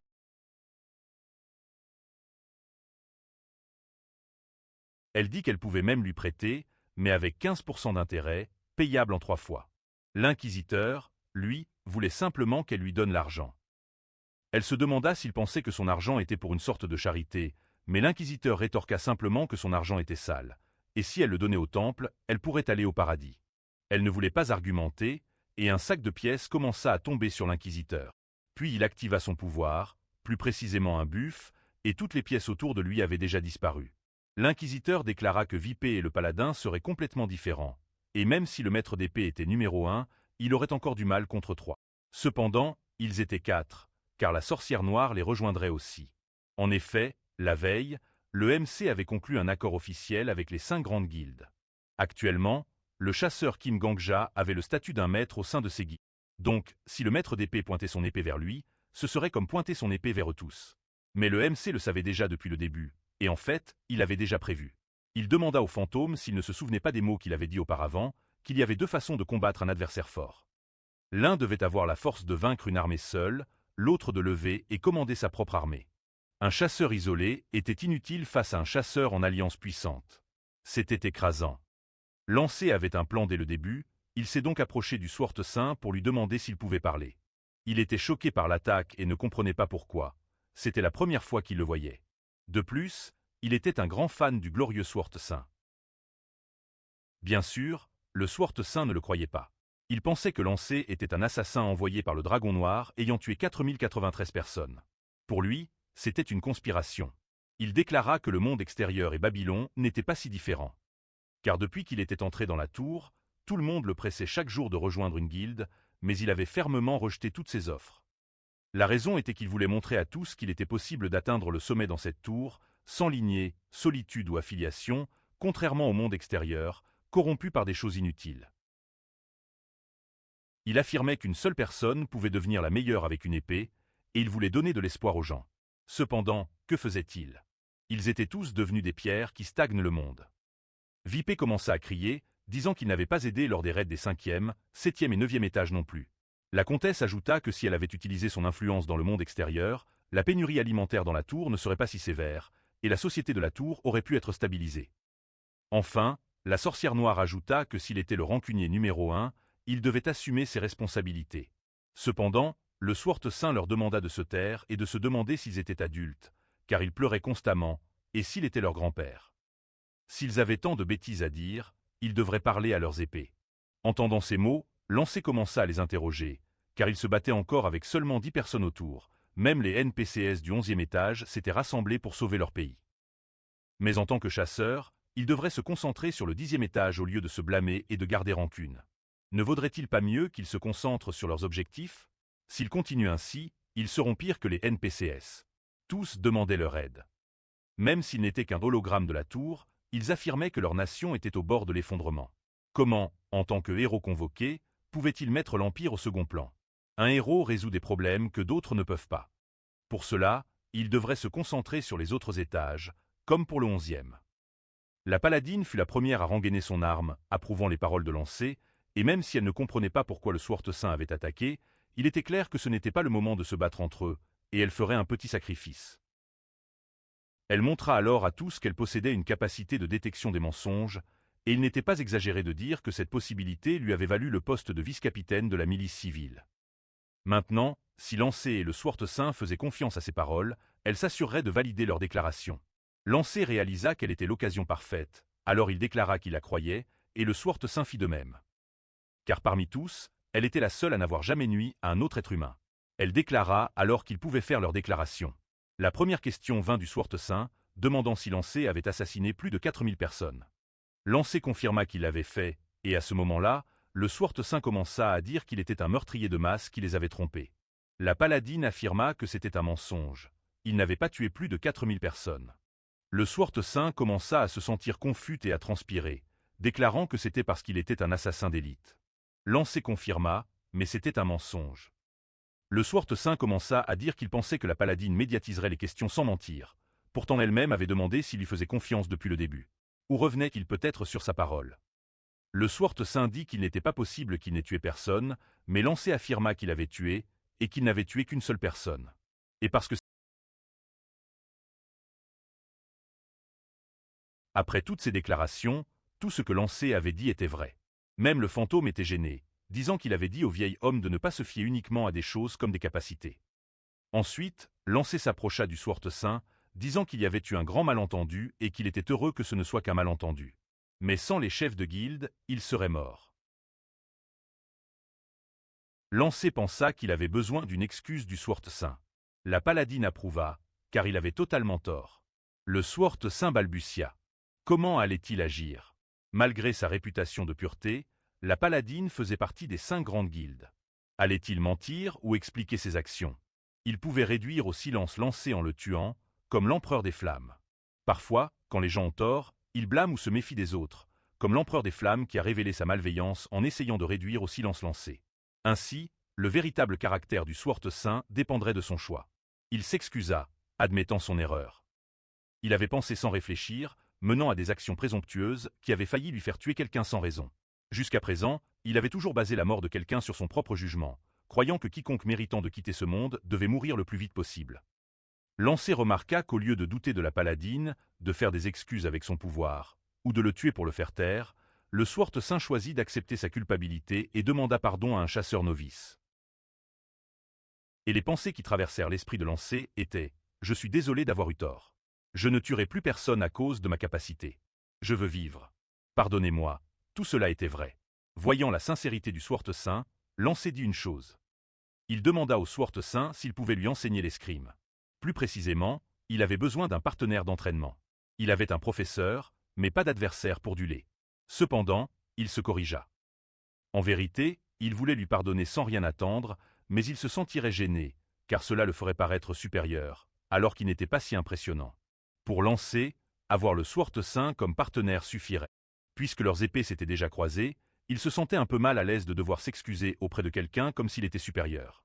Pour cette raison, il voulait que le Swart Saint lui enseigne sa meilleure technique d'escrime. Entendant tout ce que Lancé avait déclaré, la paladine affirma que tout ce qu'il avait dit était vrai. Témoin de tout cela, l'inquisiteur fut le premier à se réjouir, s'exclamant qu'il n'avait jamais vu une excuse aussi sincère de toute sa vie, la qualifiant presque de miracle divin.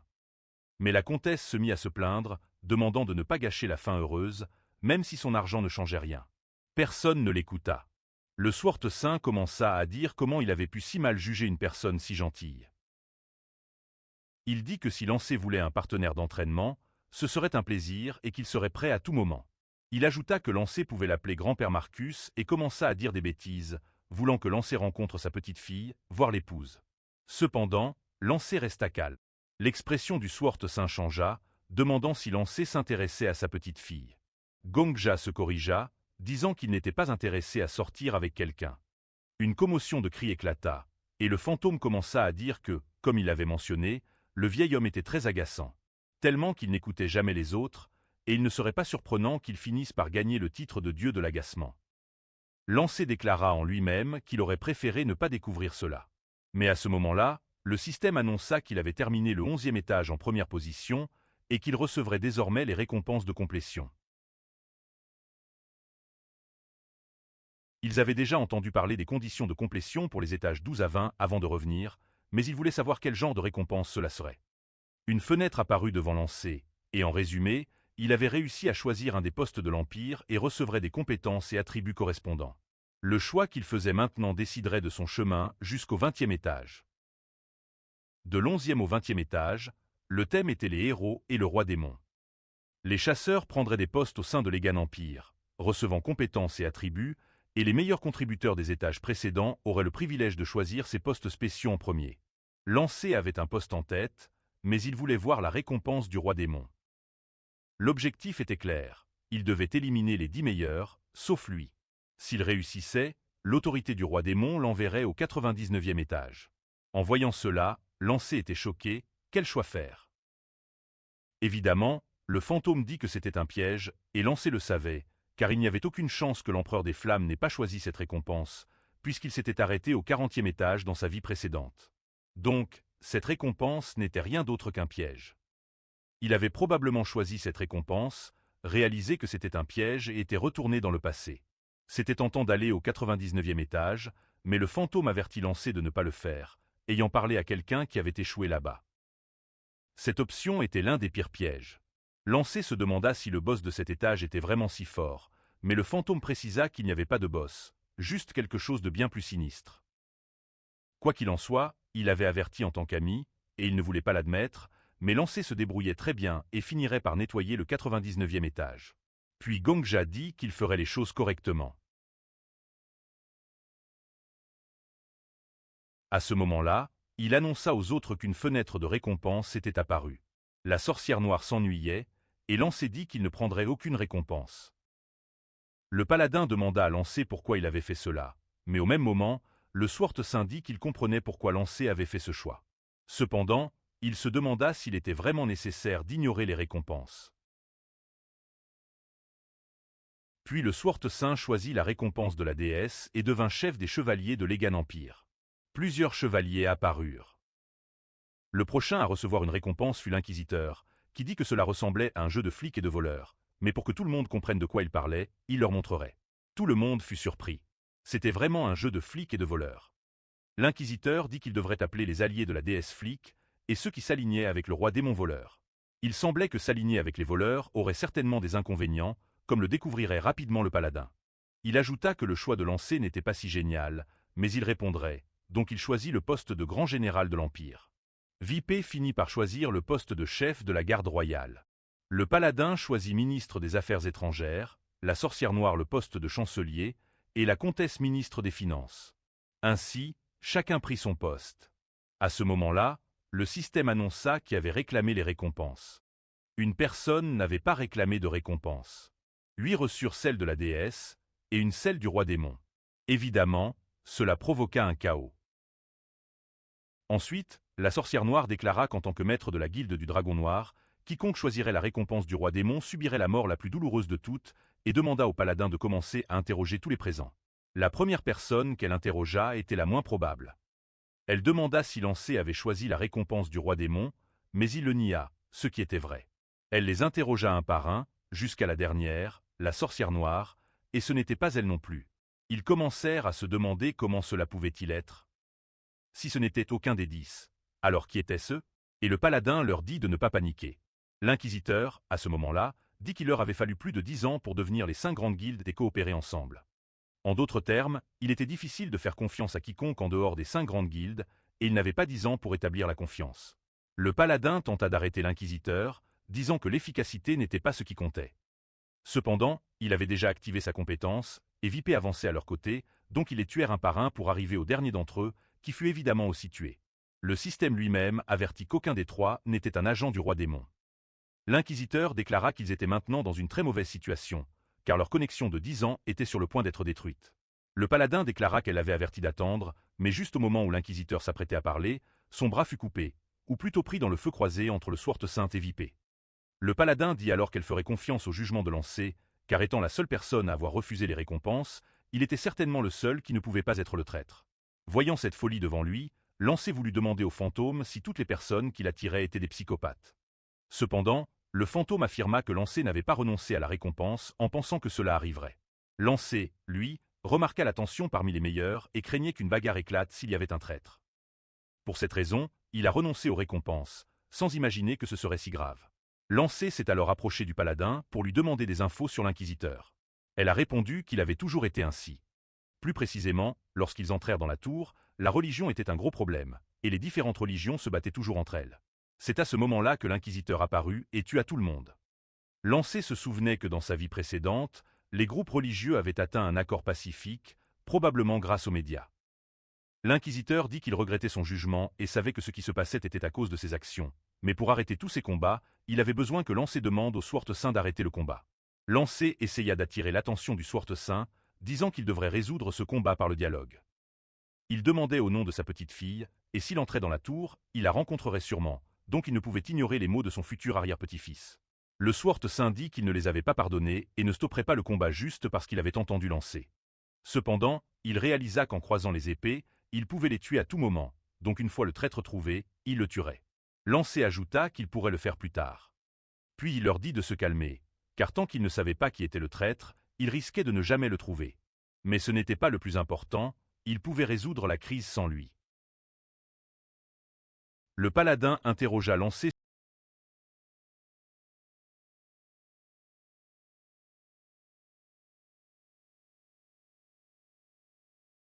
Selon lui, le cœur du roi démon se trouvait au 20e étage, donc il ne devait pas se concentrer sur le traître. Il serait probablement paralysé par la peur, ou le système avait peut-être créé un traître pour atteindre ses objectifs. S'il s'en débarrassait, les récompenses disparaîtraient aussi, c'était donc un problème simple à résoudre. Il devait gravir la tour et briser le cœur du roi démon. En ouvrant la porte, un bruit de pluie se fit entendre, mais ce n'était pas une pluie normale. Elle ressemblait à du sang. Les soldats, voyant cette pluie, tombèrent dans le désespoir, ne comprenant pas ce qui se passait. Lancé marcha calmement parmi eux et brisa le verre. Cette pluie résultait de la manifestation du roi démon à cet instant. Il commença à parler, se demandant si l'Empire pensait vraiment pouvoir le vaincre en envoyant des gens d'un autre monde contre lui. Il pouvait même en envoyer plus s'il le souhaitait, mais ils restaient des humains, donc des êtres imparfaits. Et ceux qui ne voient pas les humains comme tels seront engloutis par leur propre méchanceté. Le système leur avait donné pour mission de stopper le roi démon ou de le faire reculer, profitant de sa forme affaiblie. Mais comment était-il affaibli? Évidemment, en voyant l'objectif de la mission et un tel monstre, ils se demandaient s'ils pouvaient vraiment réussir. Lancé leur dit de se calmer, car la tour ne donnait pas de missions impossibles et ils n'étaient pas de simples chasseurs. Par exemple, Vipé, chef de la garde royale, devait leur faire confiance, car cette étape ne pouvait pas être réussie uniquement avec les pouvoirs des chasseurs. Il devait donc traiter les NPC comme de vraies personnes et les guider au combat en tant que commandant. Puisque le paladin était le ministre des Affaires étrangères, il devait trouver l'empereur, car une armée sans son leader à proximité verrait son moral écrasé. Quant à l'inquisiteur, Lancé ne l'aimait pas beaucoup, mais ce n'était pas le moment pour un conflit. Contrairement à Lancé, l'inquisiteur dit qu'il l'aimait beaucoup plus maintenant. Cependant, Lancé affirma simplement que les soldats étaient devant les murs du château, donc l'inquisiteur devait les contrôler seul, et peu importe ce qui se passait, il devait défendre les murs du château. Car si leur défense tombait, la scène serait terminée. L'inquisiteur déclara qu'il les protégerait de sa propre vie. Ainsi, chacun prit ses positions respectives, et puisque les 10 premiers avaient déjà reçu leur récompense, les autres chasseurs purent entrer au niveau. Coupant à une autre scène, la sorcière noire s'approcha de Lancé, qui lui demanda comment elle était arrivée si vite. Elle expliqua que son pouvoir unique, la téléportation, lui permettait de se déplacer dans son champ de vision. Évidemment, un tel pouvoir surpuissant devait être copié, et même le fantôme était d'accord que Lancé pouvait utiliser son tac pour voler cette capacité. Lancé lui demanda alors ce qu'elle faisait là au lieu d'aller au mur du château. Elle répondit qu'elle était venue pour l'emmener avec elle, car Lancé possédait une épée qui faisait admirer tous les NPC du 11e étage. Qu'on le veuille ou non, il devait remonter le moral de cette armée. C'est pourquoi la personne dont les soldats avaient besoin maintenant n'était pas elle, mais Lancé. Soudain, elle tendit la main vers Lancé, lui disant qu'il devait consentir verbalement à se téléporter avec elle, car c'était la restriction de son pouvoir. Lancé demanda si c'était prudent de révéler cela. Mais elle répondit simplement qu'elle était actuellement la chancelière de l'Empire, et qu'il n'y avait rien d'étrange à ce qu'une chancelière utilise ses atouts pour protéger sa nation, alors Lancé consentit, et ils furent téléportés au mur du château. Voyant l'état des soldats, Lancé réalisa quelque chose. Les NPC étaient des êtres différents des vraies personnes, et même s'ils étaient des illusions, leur peur était bien réelle. La sorcière noire dit à Lancé de faire attention à ce qu'elle allait faire, car elle ne pouvait pas simplement reculer après avoir montré son côté maléfique, ni être devenue la maîtresse de la guilde du Dragon Noir pour rien. À cet instant, elle attira l'attention des soldats et commença à déclarer qu'ils devaient rassembler leurs forces, car ils étaient le véritable rempart de l'Empire. En la regardant, les soldats commencèrent à ressentir un rayon d'espoir. Elle continua, disant que tant qu'il tiendrait, l'Empire ne tomberait. Soudain, elle saisit le bras de Lancé et le leva. À cet instant, l'épée sacrée brilla et la pluie s'arrêta un instant. Attenders, attenders, attenders. Vous vous rappelez que Lancé a été tué par le général au 11e étage? Et comme il était maintenant de rang E, il subirait une pénalité pour avoir utilisé le pouvoir. Personne ne savait pourquoi ni comment, mais la pluie rouge commença à tomber. Lorsque la pluie tomba, le sang couvrit le sol, et chaque fois qu'une nation tombait, le domaine des humains commençait à se réduire, et l'histoire de l'humanité devenait de plus en plus courte. Chaque fois que le territoire de l'Empire disparaissait, seule la pluie tombait et continuait de tomber. Une pluie incessante semblable à du sang causait le désespoir de tous. Les historiens royaux, avec leurs plumes ornées, acceptaient leur sort d'écrire, et ainsi, l'humanité s'éteignait par ses propres mains. Le maître des cauchemars, roi de toutes les créatures démoniaques, les historiens l'appelaient ainsi, le roi démon. Lorsque cette intense lueur apparut au-dessus des murs du château, les gens commencèrent à ressentir un rayon d'espoir, pensant que la déesse les protégeait. Mais c'était faux. Ce n'était pas une grande autorité, et la pluie ne s'était arrêtée que là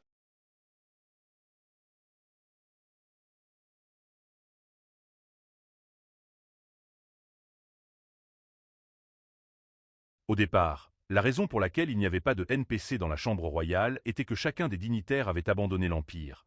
Et c'était probablement pour cette raison que la tour avait choisi l'Empire comme scène, tout comme les enfants abandonnés dans le manoir au 10e étage. À ce moment-là, la sorcière noire termina son discours et demanda à Lancé pourquoi il la regardait ainsi. Un discours ukrainien était-il vraiment si mauvais? Elle expliqua que son ancien pays, plein de communistes, n'était pas son préféré, mais qu'il savait faire des discours, donc elle avait appris quelques astuces.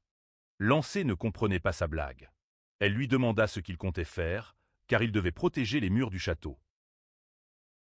Eh bien, la capacité S de la sorcière noire était la téléportation, donc il pouvait se téléporter près du roi démon, mais il serait entouré de monstres.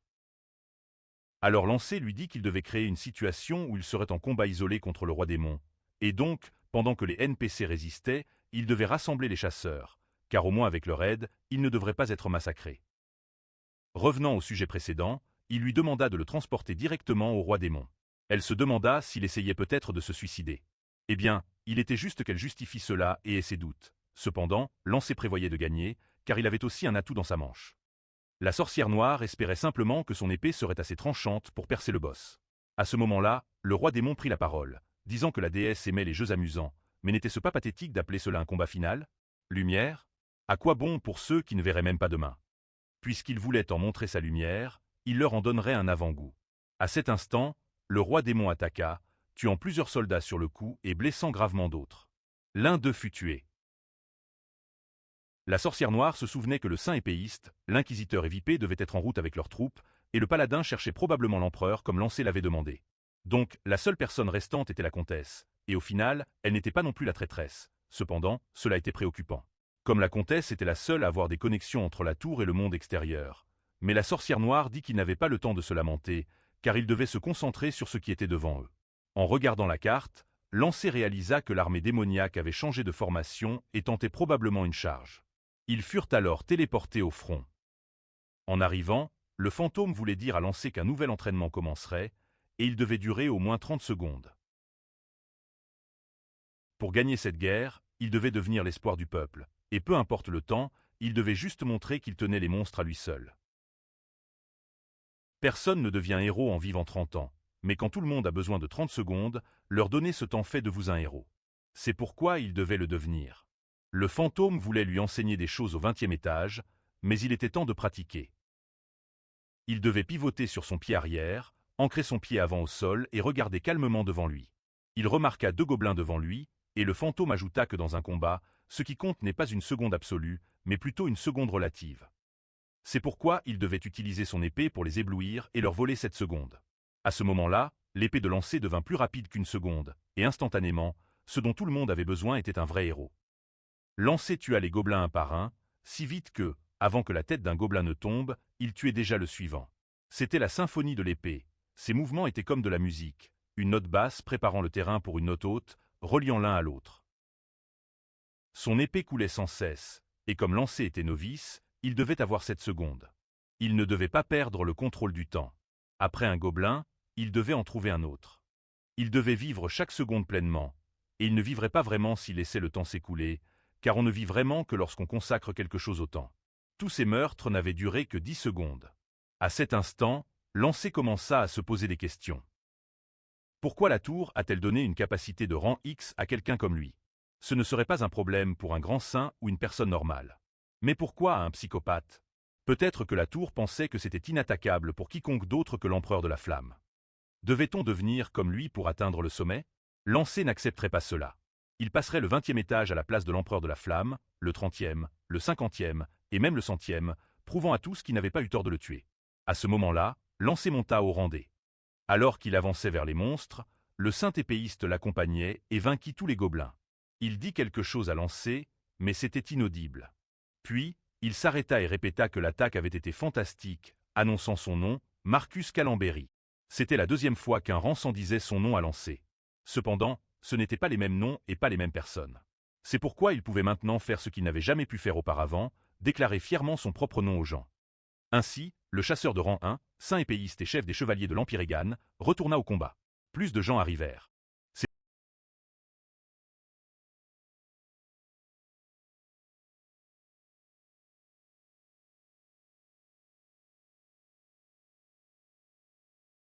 Même Vipé, qui le suivait, remarqua sa concentration totale.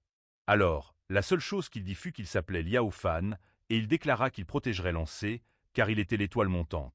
À ce moment-là, le roi démon parla, demandant s'il croyait avoir du temps. La déesse était très faible, et sur qui allait-il compter, peut-être sur leur propre existence? Il voulait le voir de ses propres yeux. Lorsqu'il attaqua, la sorcière noire s'avança et repoussa ses attaques avec son miroir, diminuant leur force, et Vipé et le saint épéiste réussirent à arrêter l'assaut. À ce moment-là, la sorcière noire appela Lancé, lui demandant de prendre sa main.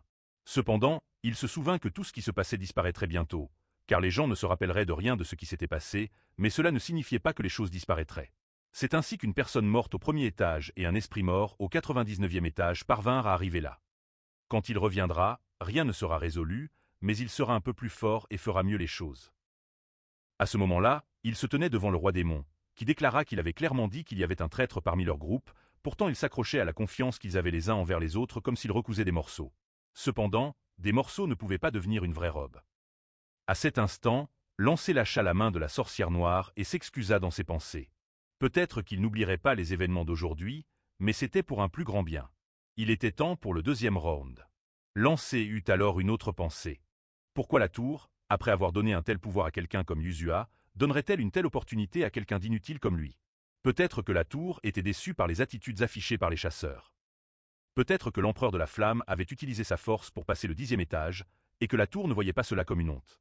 Chaque étage avait une mission secrète, et le 12e n'était pas une exception. Le roi démon avait 3 capacités qui attirèrent l'attention de Lancé, mais il savait déjà laquelle choisir. Le fantôme se demanda s'il allait vraiment prendre celle-là, et Lancé répondit que cela serait au moins utile jusqu'au 20e étage. Le fantôme ne comprenait pas, mais Lancé avait probablement un plan. Puis Lancé demanda au fantôme s'il pouvait répondre à une question, s'il savait ce que l'ancien faisait chaque jour. Le fantôme répondit qu'il planifiait sa journée, du réveil au coucher.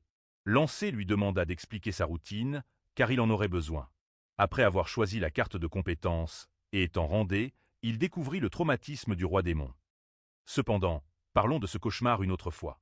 Lancé retourna 24 heures en arrière, revivant tout. Le 11e étage ne poserait pas de problème, mais au 12e, où le roi démon apparaissait, ils allaient tous se battre. La sorcière noire demanda si Lancé allait bien, car il semblait étrange. Cependant, il répondit simplement qu'il était un peu ému en pensant à être avec des gens incroyables comme eux. Puis il déclara qu'il connaissait la situation du 11e étage, et non seulement cela, il connaissait aussi sa mission. En entendant cela, ils demandèrent s'ils pouvaient partager l'information. Lancé répondit que c'était possible, mais qu'il y avait une condition. Il leur demanderait une faveur à un moment donné. Il ne pouvait pas dire ce que c'était encore, et ce n'était rien qui impliquait la vie de quelqu'un ou demander de l'argent, et s'ils pensaient que c'était une demande impossible, ils étaient libres de la rejeter. L'inquisiteur fut le premier à accepter la condition, et la comtesse dit que dès qu'il avait déclaré qu'il pouvait refuser la demande, elle acceptait ses termes.